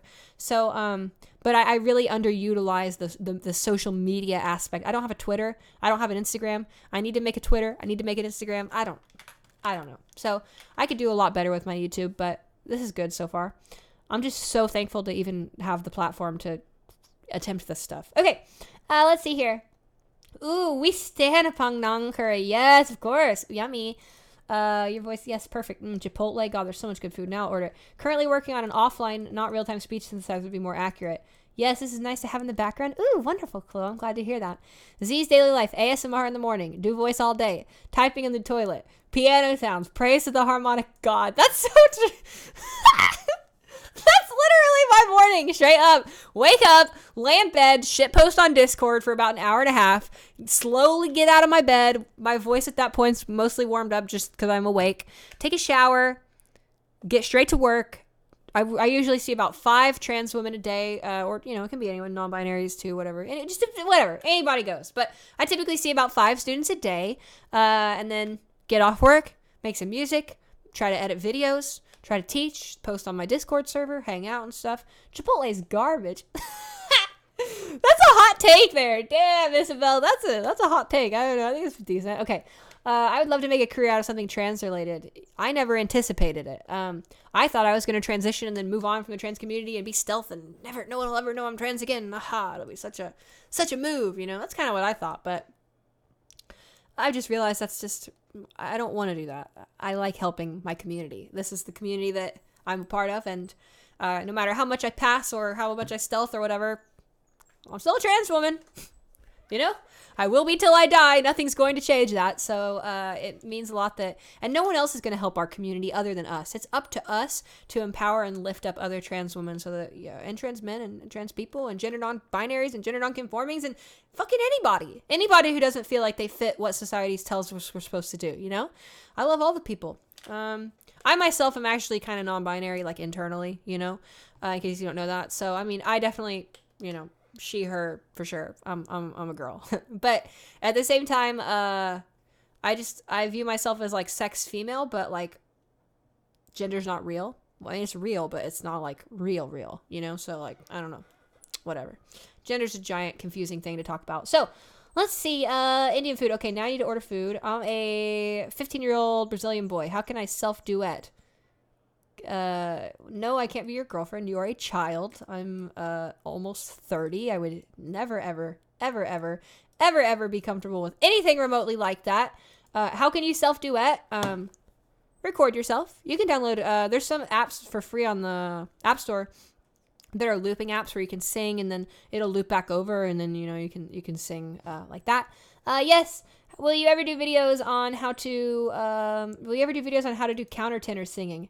Yeah, absolutely. That'd be really fun. Yeah, absolutely. I think I saw the national voice comes high. Yeah, I can see that. That's who I was talking about. Kelsey wants me to make her voice lessons public, so I think I will. I think that'd be really cool. Bye, Nick. It was great to see you. I hope you have a great rest of your night. Oh, you can't stay long, but you hope you have a great time. Oh, I thought you were leaving already. Okay, but I hope you're good. Senpai, Carios Emmanuel Villanova. Senpai, notice me. My comment. This is me noticing you. Really, really intensely. I'm noticing you with all of my focus. Okay, hopefully you've been noticed. Dear, I lost half a falsetto range after a tonsillectomy. Made it 34. Jesus. That makes no sense. Think it could be from pharynx damage. Probably not, because your vocal range isn't dependent upon the vocal tract. So if you got like structural damage to the pharynx or something like that, then it shouldn't affect your pitch. The only thing, maybe the tracheal intubation, because you were put to sleep. Well, you probably weren't intubated either. Duh, that wouldn't make sense to have you intubated. So I don't know why that would happen. It shouldn't happen. I would assume that behaviorally you could remediate some of that and bring your range back to where it was. It's hard to say without knowing your case. Oh my god, that's crazy. I had no idea you had a prog metal background. That's so awesome. If you love prog metal, yes, I do love it. Oh, I know all about Tigran and Hamasyan. Yeah, he's cool. Trans Voice Chen, notice me. Noticed you again. Hell yeah, sister. Yes, bitch. Let's get it. I'm gonna click it. Where can I find this analyzer you use and see? It's great. Chloe made it. I linked it before. I'll link it again. Oops. I had that copy pasted. I swear I wasn't trying to promote my Patreon again. I swear I was just trying to post the link. Okay, let's see. That's actually so funny. There we go. Thank you all for messaging me, telling me that my stream is still alive. I had like a weird little file break. Okay, here's the link. I got it back. Here's the resonance tracker I'm using. And the person who made it is actually in chat. They are lurking somewhere, working on another application. But really though, Chloe, how much money I got to throw you to build that drawable resonance curve with a visually scalable harmonic structure? I want that so bad. Okay, let's see here. Please, that's actually an awesome title. It'll definitely gain traction. Thank you. I'm really excited about the whole stealing a voice thing. Yeah, so it's like 20 styles, but for voices. Yeah, and exactly. And I do it on the spot. It's not like I pre-plan it. You know, I just listen to the person's YouTube and I do my best in that moment to copy their voice and tell them why it sounds that way. I love your energy. Great. Well, thank you. I'm happy. I love you being here. I really appreciate it. Too broke to afford Patreon lessons. Your YouTube is my savior. Well, that's totally fine. You don't have to give me anything. I'm just glad that I can give you something. Hola. Welcome, Princess Alana. Amen. Yes, gender is real, but it's not real. Yeah, quote me on that. Like, when I'm dead and, like, y'all are, like, mourning me in my funeral, I'll be... By the way, I'm not dying anytime soon. I'm gonna live to be, like, I don't want to live to be like 110-year-old biddy, some old lady hobbling around with an awesome voice and just like doing all kinds of crazy stuff. I want to build a harmonic temple when I get older. I want to build an entire building that is structurally tuned to a very particular low resonant frequency. And then I will create harmonic structures inside that building tuned at whole number ratios of my reference structure that the container or the room is actually vibrating in. So then I will allow myself to have as close to possible a static pressure structure. So I will literally be able to sculpt the air. And I can sculpt the air right now. Like this is an air sculpture. I'm gonna blast your ears with an air sculpture. Like this is a beautiful, beautiful bass frequency. This is a beautiful, beautiful, beautiful, beautiful air structure. But it's not gonna play. It's just gonna crash and lock up like that. Oh, it's working. Wait, it's not gonna work. It's gonna work. It's not gonna work. It's not gonna work. Okay, I'll play it in a second. But like, so I want a harmonic temple. So just imagine me. I'm like 100 years old. I'm like 4'8" because I've like had so much osteoporosis. I'm tiny. I'm like hobbling around in my harmonic temple. I go out to my harmonic temple and I sit there and I build the most beautiful, complex, just-intonated structure, and the entire room is a geometric sculpture of air pressure.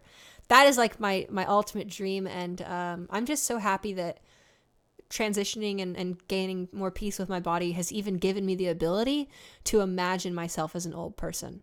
I think before I transitioned, the idea of making it past 20 was like impossible. So now it's much more possible. Cute laugh, game on, let's go. Okay, I would send the link, but YouTube live blocks. Yeah, I posted it. No worries, everybody's got it. Let's see. I'll post it again if anyone requests. Oh shit, I forgot MSys on my YouTube account. Oof. That's okay. That's good. 46 to be okay item. I'm on my sis YouTube account. Oh, I see what you're saying. Okay. Let's see here. Keep up the hard work. Thank you. You're almost 30. You look amazing. Just you wait. I ain't done. Just you wait. I'm gonna keep leveling up. We're gonna keep leveling up. What are your thoughts on Nikki tutorials? She's one of the voices. Hello, guys. She's one of the voices that I copied in the video I filmed the other day. So what are my thoughts on her? I mean, her makeup looks not my style. She's kind of very, very dramatic makeup looks, very glam. I think she's an awesome YouTuber. I mean, she's probably one of the most influential beauty bloggers on the entire platform, which is mind-blowing. And I totally stan a queen who comes out and owns it. So I love that. She's awesome. Okay. Good. Does he really want support? No, I don't really want support. I accidentally posted it. Just to drop in and say, love and respect what you do for people. Thank you. Well, I do want support, but I would never beg people for support. I'm good. I'm stable. You know what I mean? Do you speak any other languages? If yes, how's the process of voice training? So I speak very little German, a little bit of German, ein bisschen, not so much, but I can typically have a mild conversation with somebody in German, and I can read German fairly well. Voice feminization as it relates to other languages is quite different.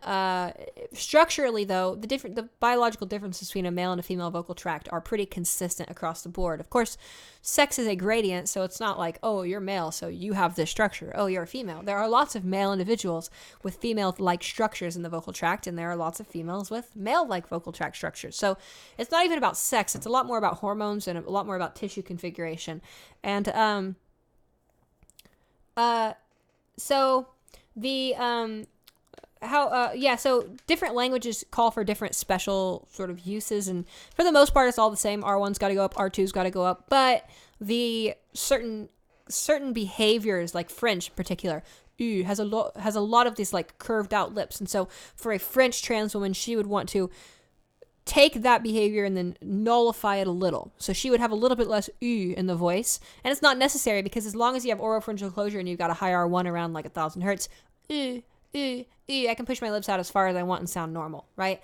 But there are certain subtle differences. German voices are typically lower R1 and have more of like a circularized structure in the back. And so working with so many different languages and cultures, I've worked with people in Japan and China, in Kyrgyzstan, in Bangladesh, in India, in Iceland, the UK, obviously. All the Europe countries are really obvious.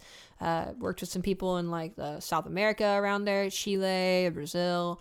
I've worked with an African student, like maybe like in Sudan, which is crazy. I think that's probably like, to me, like the most like anomalous case I've had.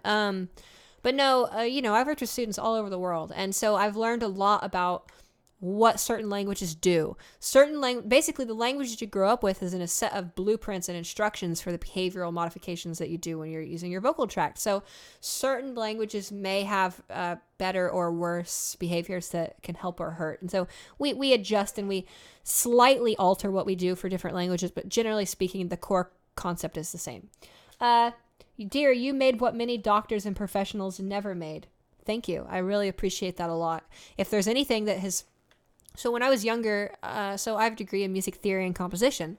And when I was in school, I was very much like an academic. And I was like, of course, academia is so rigorous and so wonderful. And they give the answers and it's the research and peer review. And I love all that stuff. I mean, I'm an empiricist, so I always will love it. But I've learned a lot in my life that the best answers and the best solutions aren't always in academia, and especially in trans voice. Like, I'm very confident in saying that I have the best trans voice technique and pedagogy in the world. I'm confident saying that. If anybody wants to show me another case of someone who has sort of advanced it as much as I have, I would love to see that. But that being said, the speech pathologists have PhDs and they charge more than me still to this day. And they don't even know what they're talking about. I started reading their books, and their books are garbage. I have actually read, the other day I went through, I'm thinking about making a YouTube video critiquing one of the common, I messed up my eyeliner. But I was thinking about making a YouTube video critiquing one of the most commonly cited voice books in the speech pathology literature. It's garbage. It's terrible. Like, there's like 80 exercises in the book and like 5 of them are for resonance. Everything else is like all this other stuff that's like filler. It's like all filler and like 2 things about resonance that might actually help somebody remotely. So, and these are people with PhDs who are supported in academia, supported in the institutionalization, and who like go out and say like, well, you got to watch out for DIY. You could really hurt yourself. Like, and they charge exorbitant amounts because they're writing checks to insurance or because insurance is writing them blank checks and stuff. So, it has left me very disillusioned with institutionalization and academia. Now, I am always going to be an academic, and of course, eventually I will publish all the findings that I've created here in some academia, in some form of academic prose, But it's really taught me that there's a lot more to reality than what we learn in school, Okay, let me continue on with my thoughts. Oh gosh, there's so many. I'm going to skip a few questions so I can get back to like where it's live. Harmonic Temple. Yes, glad you like that. I didn't order food. No, I'm sorry. Shoot, I need to order food. You didn't save me from starving because I forgot to order food. Hold on, I'll do that now. Do you have a Let's Play account? No, that sounds cool though. What's your favorite air sculpture or building thing? Ooh, yes. What is your favorite air sculpture building thing? Ooh, I'll show you exactly what. So, now unfortunately, buildings, in terms of acoustic environments, I have a few that come to mind. In terms of acoustic structures, let me show you some of my favorite. So here are some beautiful, beautiful, beautiful acoustic structures. Let's see. I really want to play. Where's it at? I think it's a tridecimal color. Yeah, here we go. I got it. Wait, tridecimal major 7 sharp 15 quintily voice. That's exactly what I'm looking for. Here we go. So here's a really, I don't want to get into music theory because I find that I already did a music theory stream on my YouTube channel, my other YouTube channel the other day. So we'll keep this about mostly voice and stuff, but here's a beautiful sound.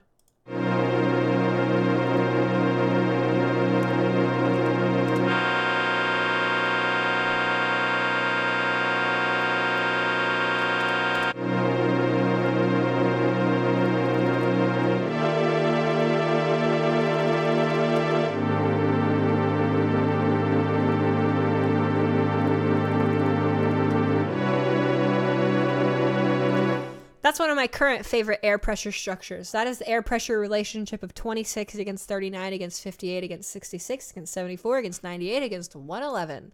Now, I know that probably doesn't mean anything to you, but if you want to see it, it's this. It's this structure here, and I call this tridecimal major 7 sharp 15 voiced quintily, i.e. it's basically doing like a 5th approximation voicing. And since these are all of the sense of the chord, and yeah, so I know a lot of that probably won't stick to you non-musicians, but for those who are musical, let me bring the pitch back up. So these are just intonated structures. You're basically hearing special chords. These don't exist in normal music.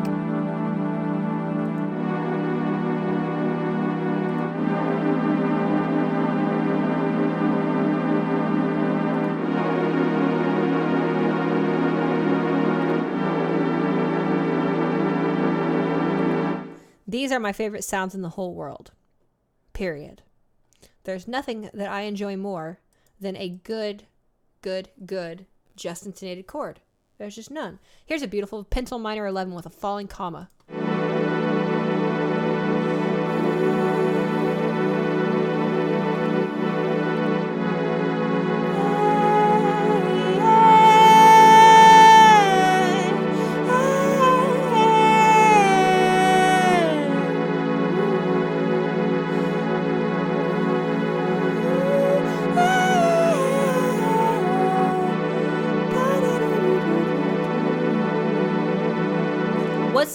What's the geometric part? Okay, so look, normally when you listen to sounds or pitches or chords and stuff, you're hearing frequencies that are irrationally superimposed. These ones are whole number ratios.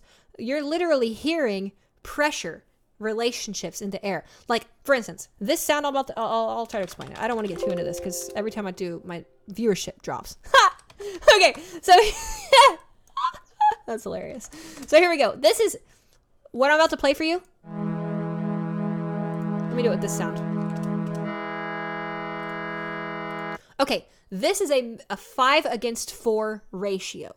If you could examine the air, now of course I'm wearing headphones, so it's a little different, but if you could examine this coming through speakers or coming through an instrument, and you could examine the air, you would literally see 4 pulses of pressure superimposed on top of 5 pulses of pressure. It is literally a 4:5 frequency relationship, and it sounds like this. Now here's what our pianos give us. If I try to play this exact same thing, but on a keyboard, it sounds like this. Hear how out of tune that is? Here's what nature gives us. Here's being out of tune on the keyboard. Okay, so basically, there are lots of ways to create different sounds, and I like to create sounds by choosing perfectly structured ratio patterns of air pressure. So I define, so it's a geometric structure because we're actually referring to the ratios, proportions, lengths, and size. I'm defining the behavior of the air. I'm defining the behavior of the air and saying, look, I'm going to have this many pressure pulses on top of this many pressure pulses, and the relationship they have will be this relationship. Okay, so that's why it's different. How do you raise R1 aside from raising the larynx? Well, raising R1 is several things. So it looks like this. If we do it with pitch,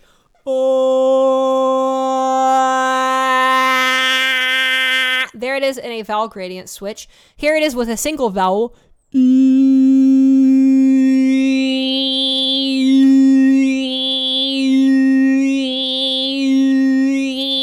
So there it is on the vowel E.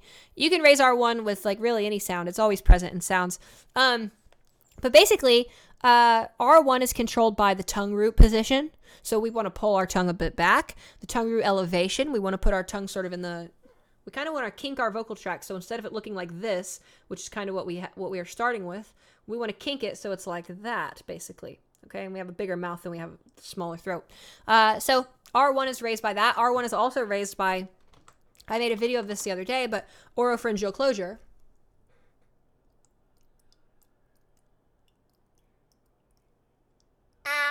See that? Now, we can do that with the tongue going or without the tongue going. But basically, to raise R1, we pull the tongue up and back. Like that. And then we close the throat. Oh, heat from fire. Okay, that's what you're looking for there. All of those things change R1. There's some other ways to change R1 too. You know, there's little epiglottic things and stuff like that. But generally speaking, raising the larynx is the passive description of the process. It's actually, you don't think about, I'm going to raise my larynx and then you raise your larynx. You think like, I'm going to like move my tongue. I'm going to move my oropharynx and it's going to raise my larynx because it has to. So, well, it doesn't have to, but usually does. Okay, let's see here. Oh, bloop, bloop, bloop. Very big brain. Oh, thank you. Thinking of Zelda. When will your music theory book come out? Good question. I've been working on it a bit lately. Actually, check this out. So you guys are going to laugh at me. I'm such a geek. Okay. You guys aren't going to laugh at me if I'm a geek, right? I don't think so, right? Hopefully not. Check this business out. So last night I actually started doing a bunch of work on my book. It's not a book, it's an essay. I'm doing an essay on, wait, let me do this. Writing. I'm doing an essay on my music theory, my just-intonated approach. And here it is. I was working on it last night.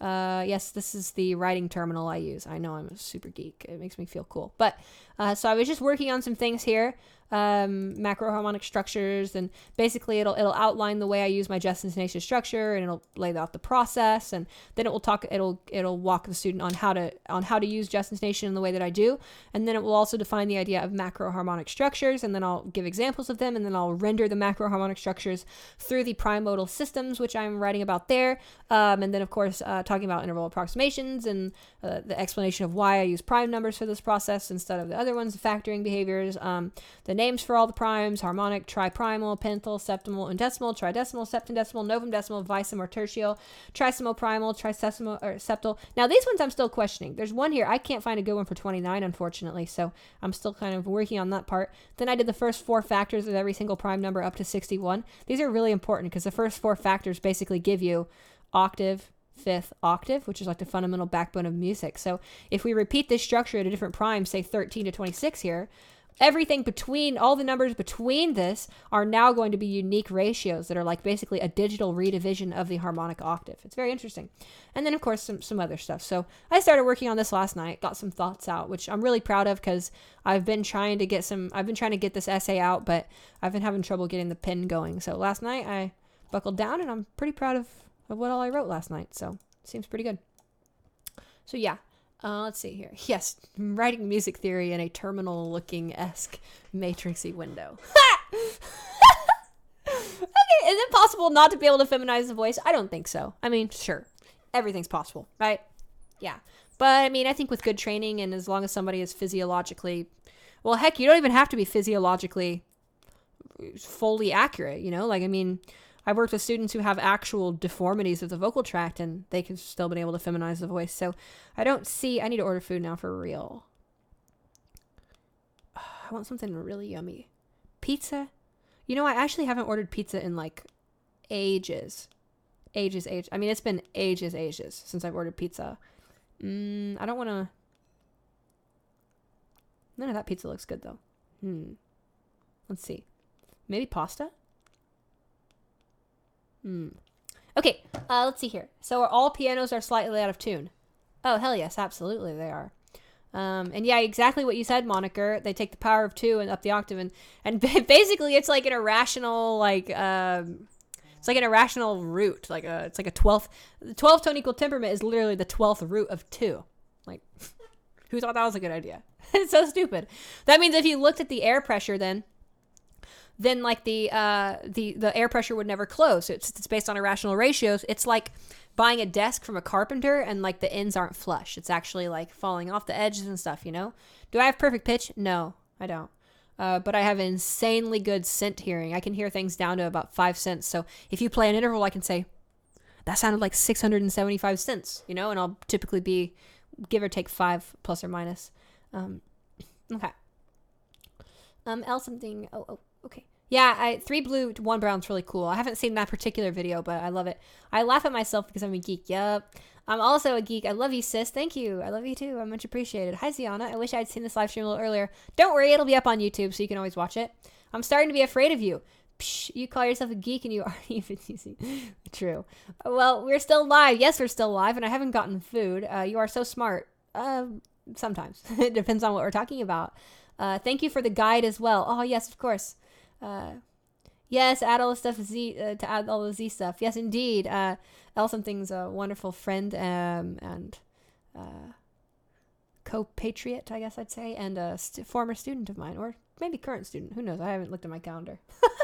Okay, might be really silly, but I'm also interested in how to raise R2. It's not silly. I was going to talk about that. R2.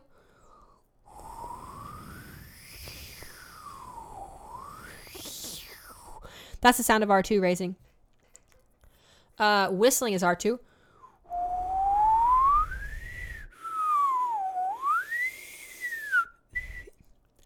My lips are really dry. Hold on. hard to whistle right now. But whistling shows you what R2 is as well. R2 is like that space there. It sounds like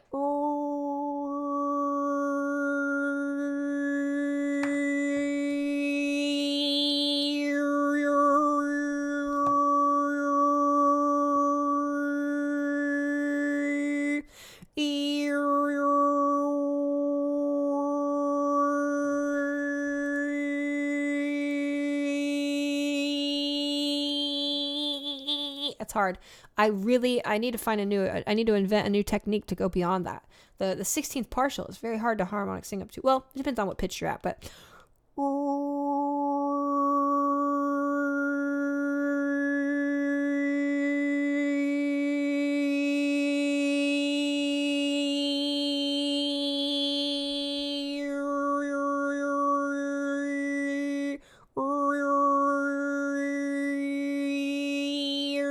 that's all R2, by the way. So if you're watching and you're like, what program am I using? I'm using this amazing program that a lovely person in chat made. Let me find the link again. I've posted the link a few times. Is it still copy pasted? Let me check. No, it's not pasted. Hold up. Let me go up and find it. Here it is. Oh, no, wrong thing. Here we go. Here is the application I'm using. It was made by a wonderful community member. There you go. I listened to a voice clip from a year ago that it's hard to believe I'm the same person. I feel you there. My voice here. I'll show. I've played my dead voice before on stream. It's not that cool. I won't do it again. I mean, I will if people want to hear it, but I've already done it a few times, so it's not that cool. Let's see. God, I'm so starving, but I don't know what I want to eat. This sucks. That place looks really freaking good. What the heck? What? I think I found what I'm gonna get. Uh-oh. I don't know, though. Uh-oh. Yeah, okay, uh-oh. Grilled chicken wings? What? They make those? They make those? Grilled chicken wings? That's crazy. Chipotle, you're right. I originally felt Chipotle, but this place looks pretty damn good. I won't lie. Specialty pizzas? Maybe I'll get a pizza. Pizza sounds kind of good. God, I'm so hungry. You know it to be true. You're right. You're right. Chipotle it is. God damn it. Damn it. I didn't ask for this. That's not the path I asked for. It's the path that was thrust upon me by life. Let's see. I actually really want Five Guys, but it seems like the Five Guys that I ordered from back then is not the place that they have now. Here we go. So there we go. There's that. Get hella spicy salsa, chips and queso, and we're done so. Okay. Now I can move on and get back to the things that really matter, like sound, not food and sustenance. Okay. Let's see. So yeah, how did you learn to control the pharyngeal sidewalls? By chasing sound and chasing comfort. I made it sure that my body felt as comfortable as possible, and then I chased and raised the harmonic up, or the R1 up above the harmonics, like so.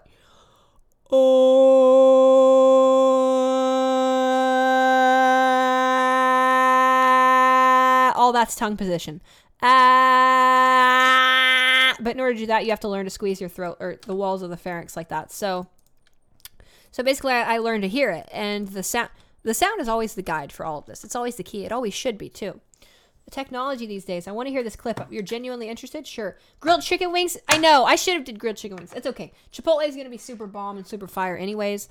I've got this really spicy habanero Mr. Renfro's salsa, which I will probably put on the burrito to make it like extra kicky. You know what I'm saying?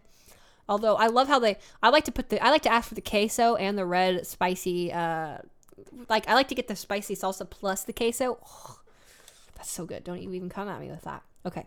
Dead voice, my boy voice. I think I'll find it. Here we go. My voice. My voce. Okay.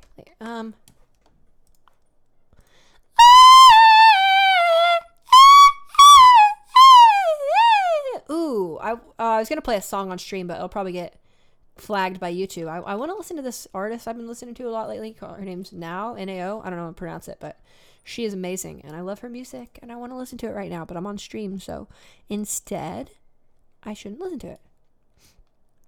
Okay. There we go.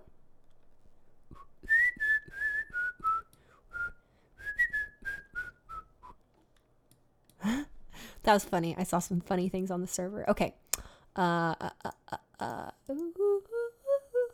Here's my voice. So, just so you all know, here's what I sounded like when I first started training my voice. This was after 3 months of voice training, okay? Now, there was not information out there. There was no trans voice lessons to learn from. So, this is what I sounded like. Actually, it was more than 3 months. This was like, how many months in it? I can't remember, like 6 months, 7 months. So, just so you know, you are not doomed. Here is me trying to sound feminine, like 6 months in. Classical thinkers employed classification as a way to define and assess the quality of poetry. Namely, Poetry. Namely, my R1's so low. I'm sounding like this. This is a common voice that people run into when they try to feminize their voice. This voice has a high open quotient, a good pitch, but a low R1. And so what I would have to try and do to change the gender of that voice is raise the R1 back up, and then we end up sounding like this. So that was after a little bit of voice training. Also, somebody said, wow, you reach 1,000. I can only reach 750. You mean frequency or resonance? Watch. Frequency, I can reach about 1,300. Oh! Yeah, about 1,300. Dead on, actually. Resonance-wise, I can reach R1. My R1 has anywhere between a 200 hertz window, or like 150 all the way up to like 1,700. Like so.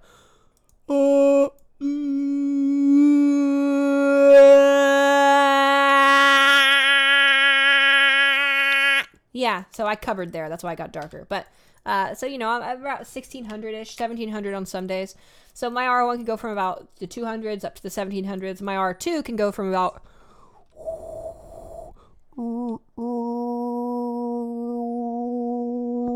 There's R2. So about 300-ish up to about 4K.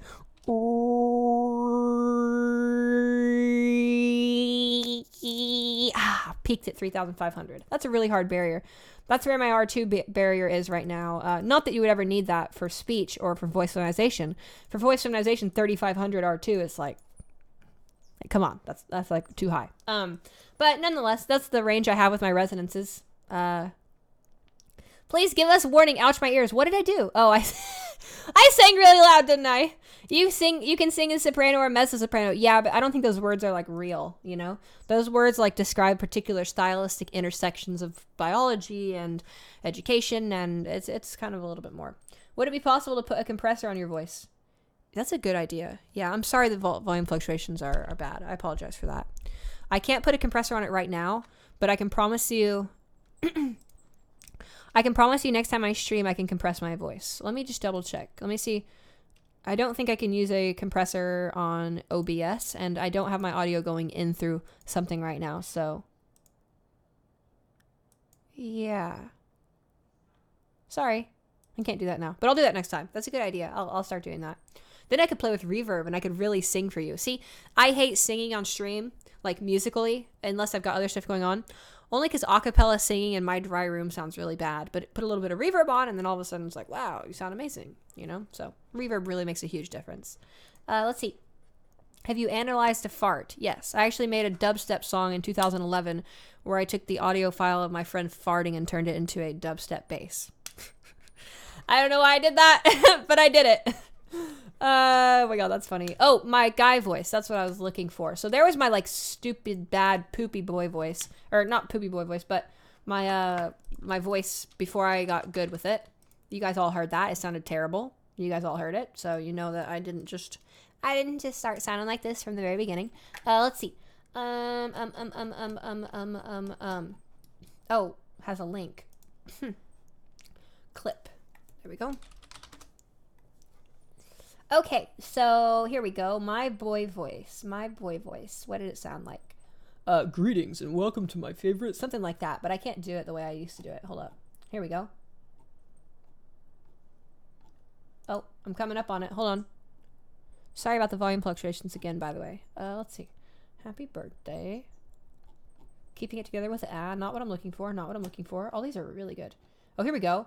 Here's a few masculine voice files. I did these. This isn't even my dead voice. I did this like 9 months ago. I woke up and had a good guy voice.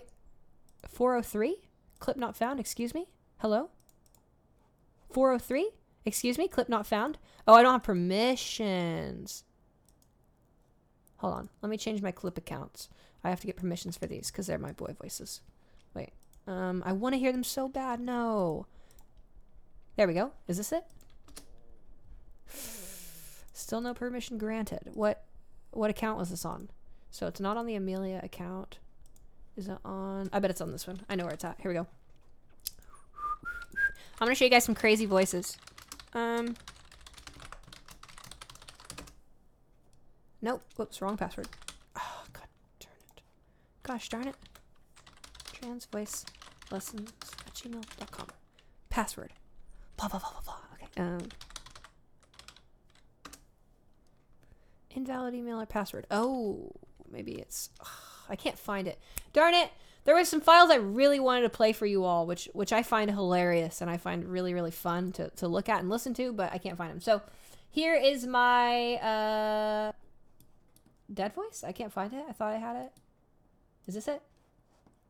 All right, so what does this voice sound like to you all? This is actually a voice was me that trying I to kind of do enjoy. and mask I think it has, Andro. like, kind of feminine pitch mannerisms. It's slightly brighter, but at the same time, it kind of has like a masculine quality to it. I think it's somewhat androgynous. It's a really interesting voice, actually. I hadn't listened to that clip in ages. Huh. Interesting. What's this sound? Thoughts on this voice? What is this? All right, so what is this? Oh, that's the same voice. Hold on. I don't want to go click on that. What about here? What is this? Mm-hmm. So I think that the reports that you're... Darn it. I tried to get masculine there. So those are like that's like me practicing. Oh, here's a cool audio file. This is so I've been trying to create a bitonal polyphonic androgynous voice technique. I think it would be really cool to learn how to do really well ouch, my ears. Gosh, I'm so sorry, friends. Yeah, a diplophonic technique. Check this out. I want to be able to delete gender by creating two pitches at once and modulating it. This isn't perfect. This is a little like play around file that I was experimenting with, but check it out. Bitonal thing. I actually wonder if this is a way to create a type of androgynous voice, which can actually be heard of a third stream kind of voice rather than a binary gender voice. I think that if you speak cool. into like a mid vocal range like that, and you actually so I actually have somewhat bright resonance, but I'm speaking in a low vocal range with the bitonal voice. See, I keep missing and it. I actually think It's that hard. it's like pretty much genderless. Like this part sounds take it crazy. down, Listen. stuff that makes it fun, fascinating, and I think I'll take it down. And if I take it down, Right there. If I take it down. I want to be able to sustain speaking like that, because then I'll basically have non-human speech. I will literally sound like a damn robot, and I think that's really cool. I want to be able to sound like a robot. Okay, here's my voice. Dead voice. Found it. Greetings and welcome to my favorite sound of the day with me. Today we have my own trumpet playing with valve tremolos and lots of delay and reverb. So that's kind of where I started. Even that's a little bit brighter. I think I did a tiny bit of practice. Isn't Vocal Fry exactly like that? No. Sometimes. Some of those moments were true diplophonia, whereas Vocal Fry is just something a lot different than that. It's like I was doing like Vocal Fry mixed with two pitches, mixed with two different resonance tuned to different harmonics. I don't know. It was a really weird voice. Oh gosh, what's this? I was thinking about this. There's all kinds of cool audios here. What is this? It says interesting. I don't even know what it is. Let's see what it does. What is it? Oh, I was trying to sing. That was like 2 years ago. I was trying to sing A Whole New World in Fem. I sounded like shit right there. That's why I deleted it. Oh my god, my voice has gotten so much better since then already. What is this? Yeah, really in the last 8 months, I've kind of feel like I'm coming up on a point where I'm really, really comfortable with singing in feminine. Before I was always like, oh god, I need to keep it up. I don't want to fall. It was kind of a hassle for me. But now it's gotten really, really comfortable, especially because I've been singing to a lot of pop, female pop stuff, which has really, really been beneficial. I'm trying to think if I've got any other cool audio files to show. Pushing R2 to the limits. What is this? What is this? What is this?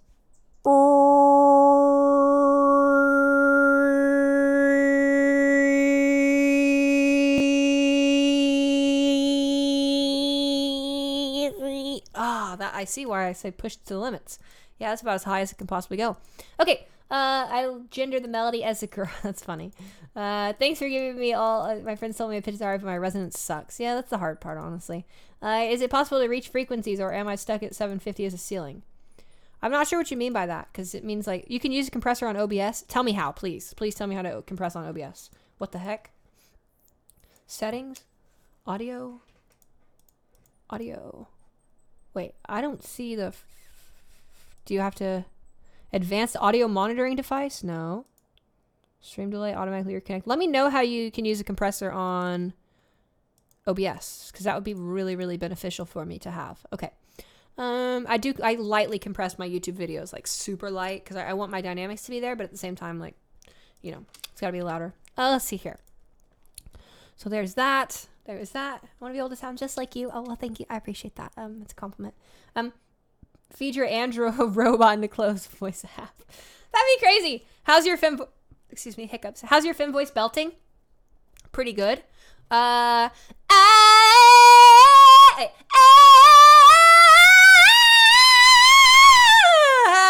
I went into falsetto there. Hold on. Let me keep it into a belt. Hold on. It's been a little bit since I belted. Hold on. Let me play some music and I'll sing over it and I'll do it that way, because I really don't like acapella stuff very much. I like to mesh with harmony. Harmony is my favorite thing, and so singing without harmony is sort of empty to me.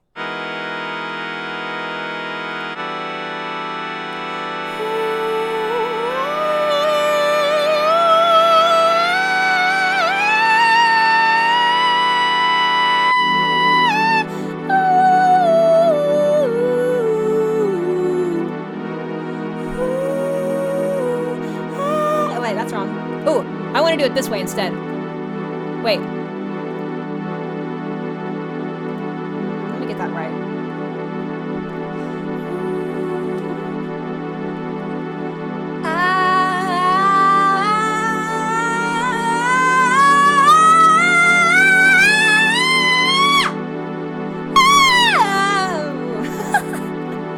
Sorry, I forgot it's really loud. I don't want to blow your ears out. I'm sorry. I can't belt on mic. If I belt on mic, it'll literally crush you guys' ears straight up. Can I do anime girl voice? Yeah, but I'm not going to. I'm not super into anime. And whatever. You know, I've taught people how to do lolly voice and stuff, but it's not really my thing. I do kind of have like a little voice, so, you know, like, that, and it doesn't come out very often, but sometimes, like, and stuff, like, it'll come out and stuff, you know? So, I don't know. Yeah. Let's see. Do I smell YouTube copyright? Pff, no, of course not.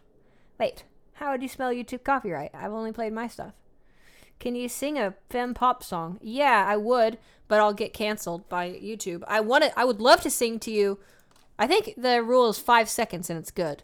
I would love to sing to you all this song, because I've been singing it every day for the last, like, 2 weeks. It's... Oh, shh, I don't want to get canceled. Shh. Oh my god, I bet YouTube's gonna flag that and remove it. Anyways, this video here, or this song, to you, I would love to sing that for you all right now, but I just can't. Yeah, sorry, I just saw a text. When's my food coming? Okay.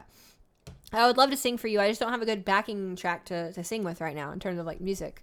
I guess I could play and sing, but I've been working on this song by now called Orbit.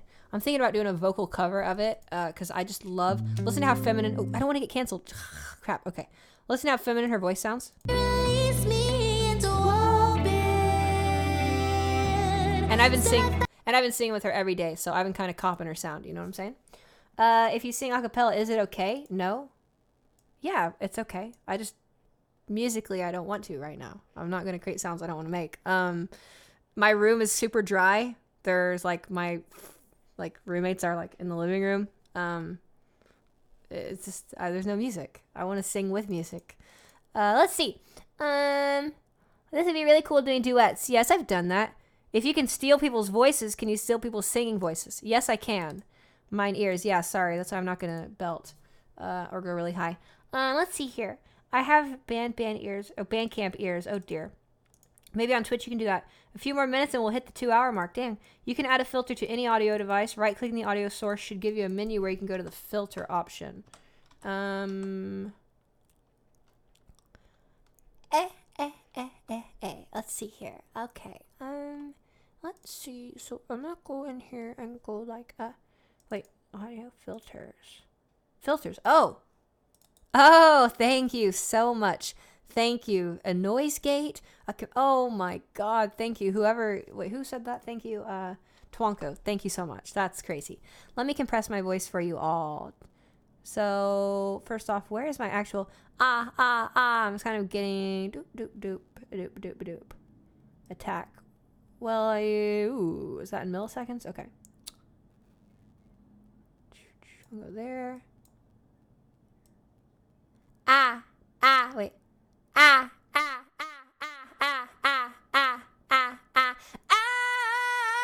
Wait, that's too much compression. Hold up.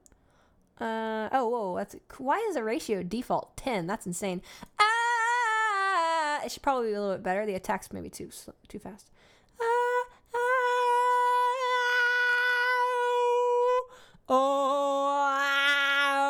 Okay.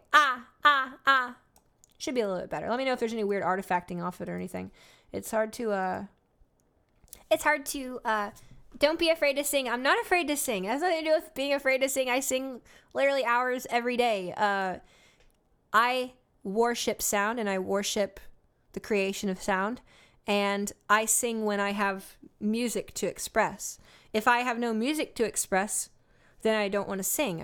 I'm not a jukebox. You can't pay me to sing. I don't do concerts anymore or gigs anymore. I stopped performing live because I want to perform music for the universe, not for people, really. So it's not about me being afraid. I have music out. I've done lots of shows. It's just, to me, it's a very spiritual experience. And unless I am spiritually feeling that I want to create an expression, then I don't want to. I don't want to force an expression. I don't want to create. Are feminine punk shouty vocals possible? Oh, yeah, definitely. Would you say the pharyngeal narrowing is especially part?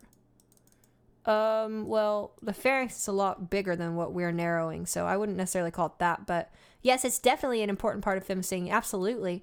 Being able to create a high R1 is foundational. So important.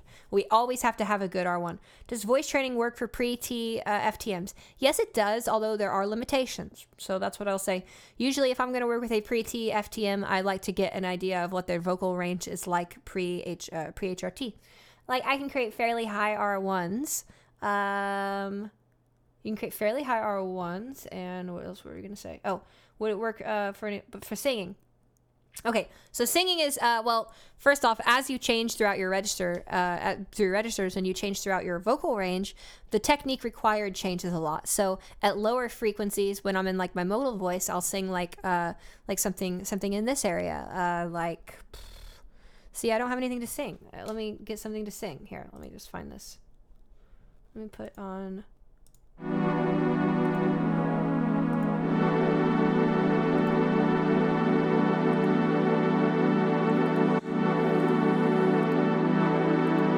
Not what I wanted. Hold on.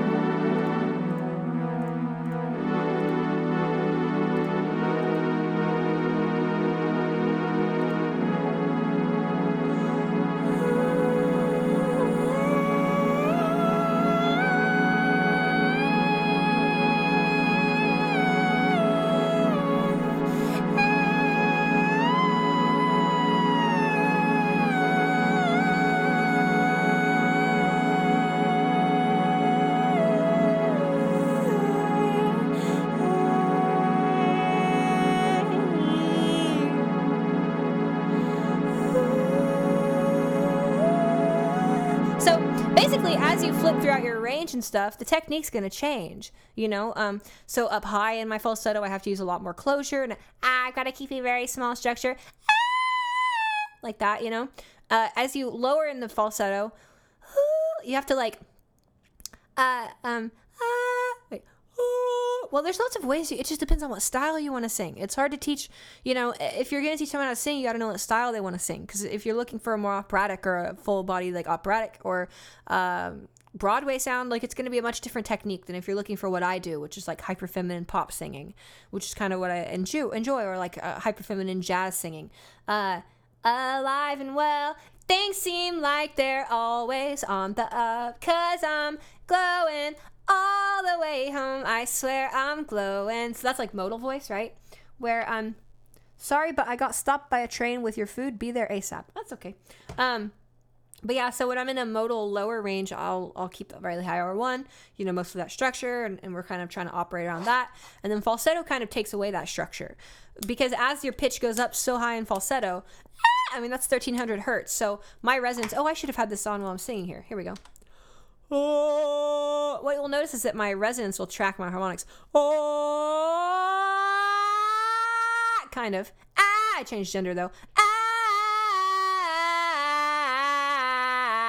So there, I intentionally kept my resonance the same. And we noticed that as I went down, I started sounding sort of androgynous here.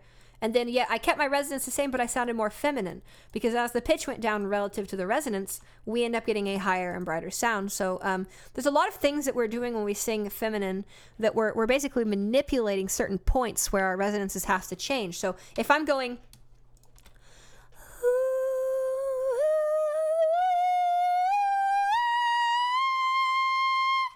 Look at that. My R1 locked in. Perfectly in tune. Look at that. My R2 is as well. Oh my God. And look, my R3 is as well. Now, of course, this application is based on format tracking, so it can only really find, when you're this high up, it really only has options there. But nonetheless, perfectly tuned formants. Following up the structure, i.e. the resonance is captured the entire way up. The sound is preserved at each note. If I don't change my structure, then as my pitch increases, my timbre will change relative to the resonance, right? So this is kind of what we're creating. And there's other things. So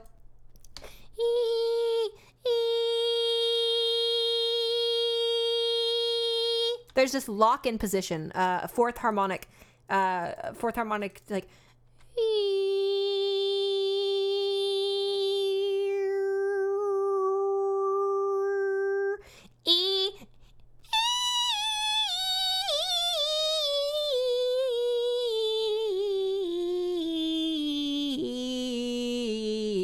Did it even pick my resonance up there? Well, I don't think I was 1-to-1. I don't think. Oh, I guess I was. I was singing the vowel E. Okay, that makes sense. So basically, when we're singing, we're tracking and coupling our resonances to our harmonics. And a good singer is a voice that couples well, and a bad singer is a voice that couples poorly. Have you ever tried to break a glass with harmonics? No, because that's more about amplitude, not exactly tuning. Am I doing something wrong if I'm accidentally triggering a gag reflex? Yes, it means that you're going, which means you're actually advancing the tongue root, and not advancing it per se. You're like drawing the bottom of the tongue up. It's a low covering technique. You don't want to do that. I talked about covering early on in the video, so you might want to check that out. You're tuning R1 to H3 there. Yeah, it depends. Pitch has to change and stuff like that, but you are correct. I tune R1 to H3, H4. It depends on what kind of sound I want, depending on the timbre. I mean, really, when you're talking about a belt versus like a classical sound, the difference is where your R1's at on the harmonics primarily, i.e. a belt is going to have you on the fourth or the fifth harmonic, which is why it sounds like a shout. If I go, ah, ah, ah, now my pitch is extremely high, so there's no way that I'll be able to get on two. But if I'm like, ah, that's like defined as a pretty high R1 sound. That's why it sounds like that yelling. It's lifted and like kind of and it's like that, as opposed to like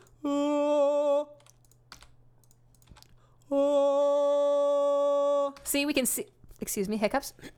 We can see the opera is basically just justly tuning on the second and fourth harmonic. Not always. It depends on the vowel. The vowel ah in opera, commonly sung by male speakers around this pitch range, will be sang as a 1:2-4 ratio, 1:2-4 to 12, or a 1:2-4 to 16 ratio. All the operatic vowels,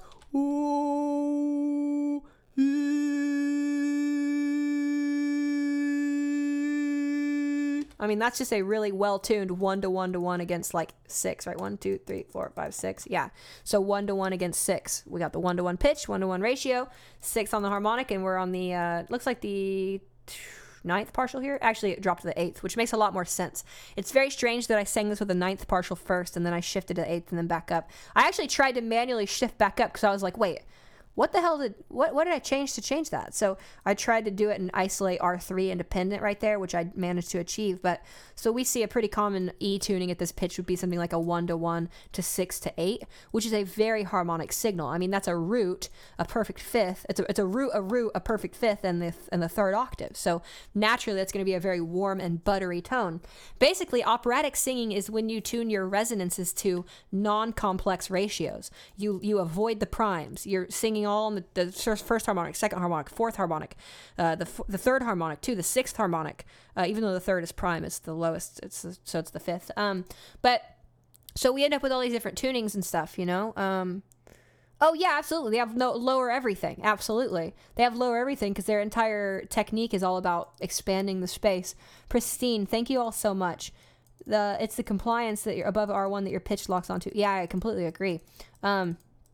When you're in high falsetto, how do you get these characteristics for singing styles? I imitate other singers, and then I analyze what my voice is giving me in terms of the research that I see on the chart or on my ears, and then I can make a pretty decent distinction and say, yes, of course. Of course, that's the structure that's going on because I literally copied their voice. Being able to copy voices is good because I can copy people's voices and then I can feel what I did to make that sound. Then I can reverse engineer what it is that they're doing wrong based on what I felt they did when I copied their voice. It's a very good training technique. Here we go. I'll play a little bit of melee. I'll warm up because I'm going to hop off here and eat in a little moment. Please save this live. Oh, you betcha. Let's see here. So let me get this on stream for y'all. So I hope you all like the stream so far. I would love to do more of this in the future. As always, check me out on Patreon if you haven't. If you'd like to support me, you're welcome to. Okay, let's see here. Is this it? No, that's Slippy. Whoops.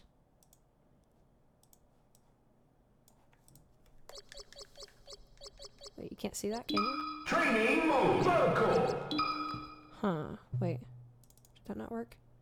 Oh, I see why. Wait, none of these. Dolphin. There we go. Okay.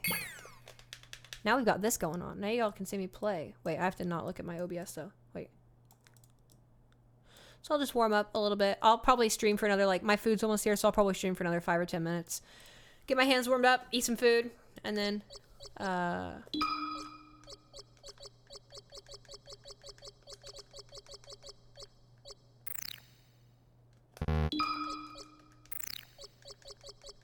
Training mode.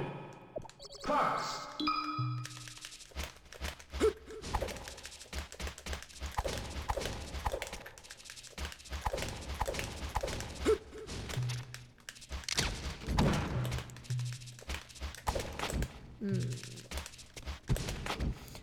let me see here. Also, if there's any other questions about voice and stuff, please feel free to ask. Can I multi-shine that? Not right now. My hands are so cold. I need to warm up on a map with platforms. Training mode. Whoops. Does it only let me do it on this map? Let me do combo training.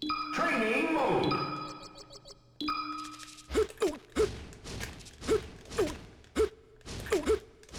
I'm so unwarmed up right now. Holy crap. I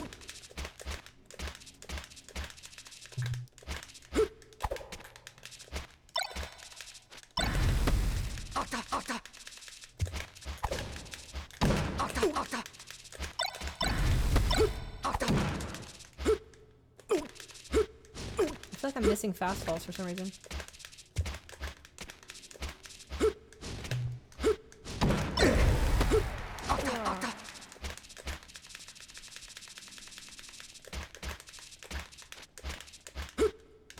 Yes, I love Smash. Can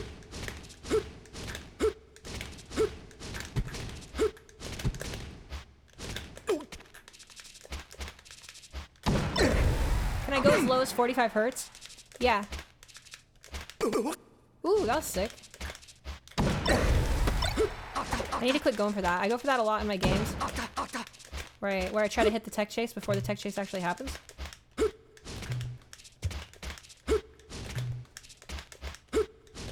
Yes, here we go. Please, yes, if you guys would like to join my Patreon. I saw someone asking about that. I'll just go ahead and post the link again. Of course, Here's my stuff. Do do do. Okay. I'm like playing so shit right now.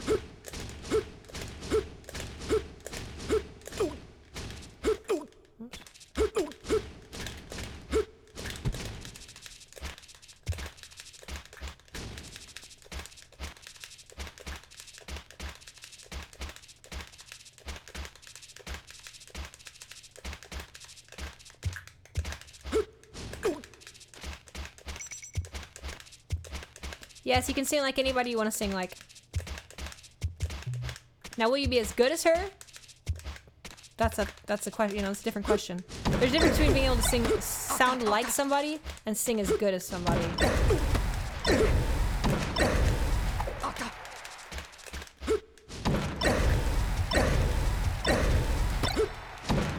Ooh! Just that walk off bear. That was sick. I need to do that more.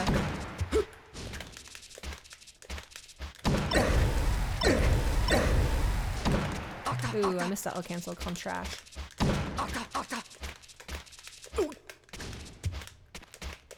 Thank you so much for streaming. This is my first one. I'll definitely be tuning in for future streams. Thank you for being here. It's been really awesome. This has been a great stream. Did you focus on feminizing your speaking voice before working on your singing voice? Or did you work on both from the start? I mean, I'm a musician, so I was like kind of doing it at the same time, only because I was literally like releasing an album.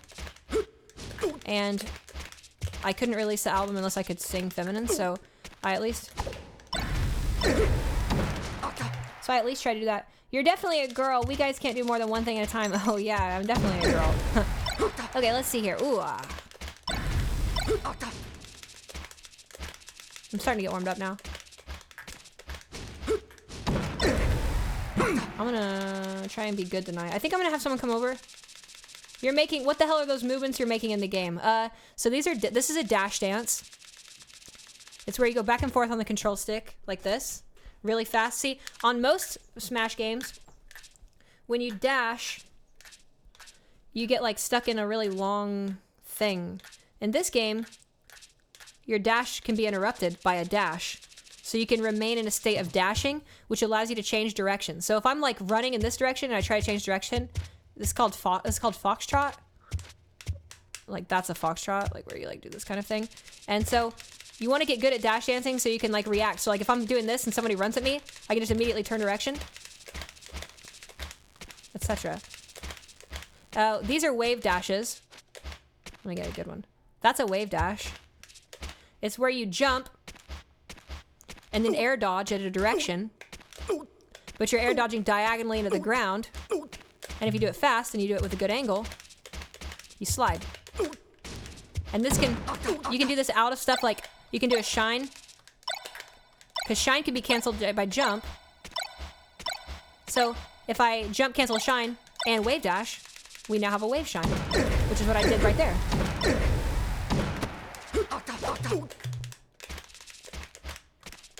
I'm not that good at this game. I'm trying to get better. I've started going to locals more and like trying to compete more.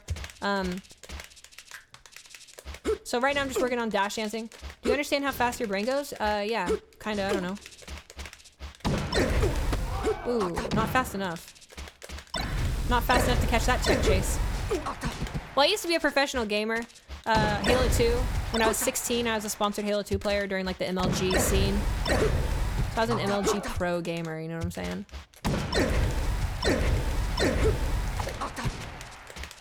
But Melee's new. I've only been playing this game for about a year.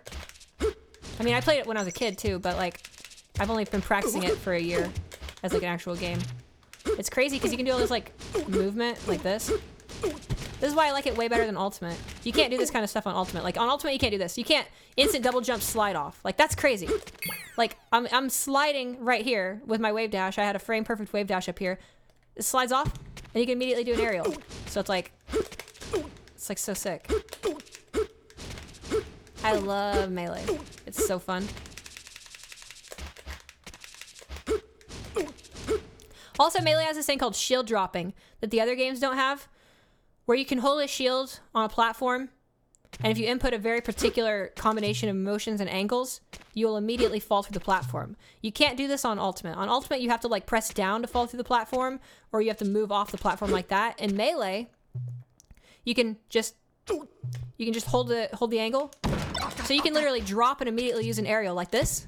So if someone's on the platform with me and they threaten me and shield when I'm on platform, I can literally just immediately back air them out of shield and drop through the platform. It's so good. And that doesn't exist in Ultimate. It also makes movement way faster when you have that option, because if you're like here, you can like immediately, you could like watch, you could be on a platform threatening up high. Then you could immediately fall through it, then jump and wave land and off it like this. Like you could look like you're here on the platform, you look like you go below the platform, but then you actually jump up and slide off the platform like this. Let me see if I can do this. Like that. And you can slide off. Why did I choose Falco? Because Falco is super sick and he has the most, in my opinion, he has the most creative combo game, and I'm a creative person, so I like to play with characters that force me to like think about things differently.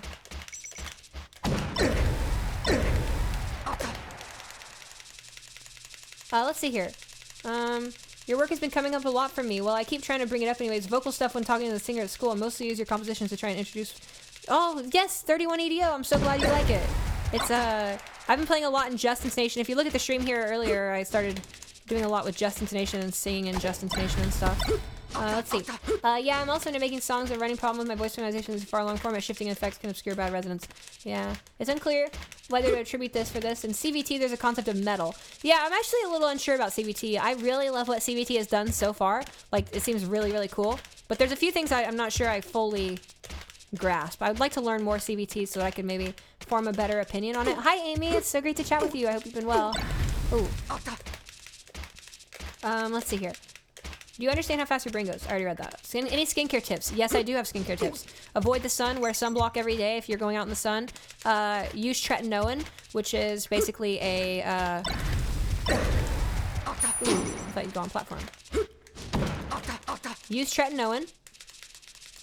CBT is cognitive behavioral therapy, if someone talked about CBT in chat. I don't think I said CBT, did I? Someone else did. But yeah, so skincare tips, avoid the sun at all costs. Sunblock is good. Tretinoin is good. Oh, I said CVT, not CBT. Yeah. CVT stands for complete vocal technique, or complete vocal theory or something, I don't know. It's a school of voice that does some really cool stuff and has like some nice research. But yeah, no, so thanks for your teaching. Sleep well in Italy. I am Italian. Oh, well, Italian heritage. I'm not Italian, obviously. I'm American. But take care. Sleep well. Ooh. Good. Use sunblock every day. It's so important. Literally, letting the sun touch you is like beauty suicide. I mean, like, to put it bluntly, like you'll be fine, but like, that's the thing that ages you. The sun ages you more than anything else. If you avoid the sun, you basically don't age, like straight up. If you avoid the sun and use tretinoin and take and moisturize regularly and make sure that you're like cleaning your skin and taking care of it, your skin will look youthful like all the way till you're like mid 40 if you avoid the sun and use tretinoin.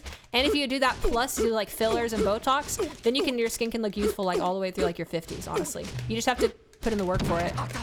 Most people haven't. That's why like when you see most old people, like they look like sort of wrinklier or whatever. Like I'm 30, so I mean I'm kind of getting up there. But like when you see like older individuals, like you can notice the aging more. That's because like it wasn't a cultural thing to try and like, we didn't know how to combat aging throughout your life back then. You know, like when you're looking at someone who's like 70, 80 or like, it's because it's only now understood that the sun is like one of the biggest indicators of age. Like the more the sun touches you, the faster your skin ages, especially if you're pale. That's why you look like a baby, because you never go outside. Exactly. Yeah. Same. I hate going outside. Screw that. Why would I go outside? I can play Melee and sit here on my stream and hang out with my people and like... Oh, is my food here? Maybe? Nope, not yet.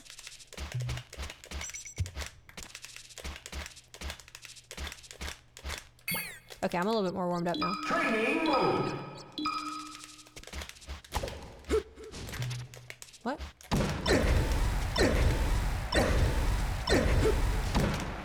Ooh, I tried. I missed dash. I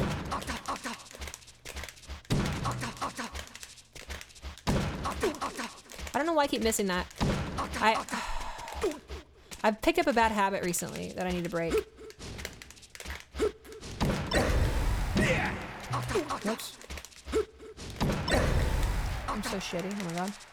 I'll start using sunblock and stuff. Good. Yeah, if you're right near by the ear equator, well, moisturizer is not just about like, yeah, I mean, it's, if you have oilier skin naturally and you're in like a hot place, maybe use a little less moisturizer, but you definitely want to moisturize your face at night before you go to bed. Ooh, I extended it.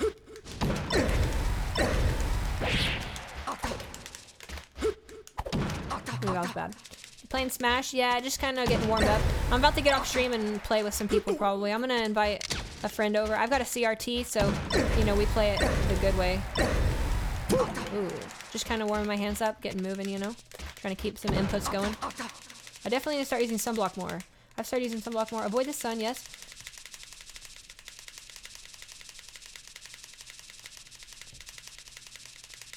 It's okay if my hairline looks receded.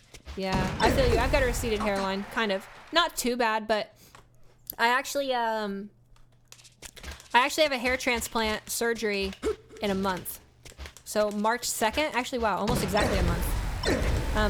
March 2nd, I've got my hair transplant, which is going to be amazing, incredible. It's like probably the last thing I'm like actually dysphoric about on my body. So fixing my hairline is going to be huge for me. Then I don't have to like, lost my vote. No, well, you can like the sun, but I can't like the sun. I'm basically a time traveling cyborg vampire. You know what I mean? Like, I'm an auditory robot. I'm so pale that if the sun touches me for more than like 5 minutes, I get burnt. That's just how it goes. So, plus it's also bad for your skin, and my skin's like one of my favorite things. Yeah, ata, indeed. That's actually so funny that you just posted that in chat. What the hell? Oops. Thank you all. I really appreciate that. Promote plastic tits. Huh? I don't have plastic tits. I have natural breasts. Not that that's bad if you get fake tits, you know. Whatever. Breast implants are breast implants. Lots of people have them. I don't have them though. I probably won't need them either. I'm pretty happy with what I ended up with from HRT. Let's see here. Children of the Moon. What's that you're playing, girl? I'm playing Super Smash Brothers Melee. Just kind of getting warmed up. Kind of dash dancing around, wave dashing around. Shine comboing.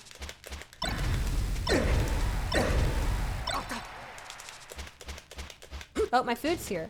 Okay, I think I'm gonna hop off stream. I don't want to end it. There's been so many great people, but I'm gonna hop off here and go play some Melee and eat my burrito and everything like that. It was honestly such a great time chatting with you all today. I'm so infinitely thankful that you're here. I can't wait to keep helping you. I've got a lot of exciting videos lined up and everything. Don't forget to like and subscribe. If you came here randomly and you're not my sub or whatever, like, hello?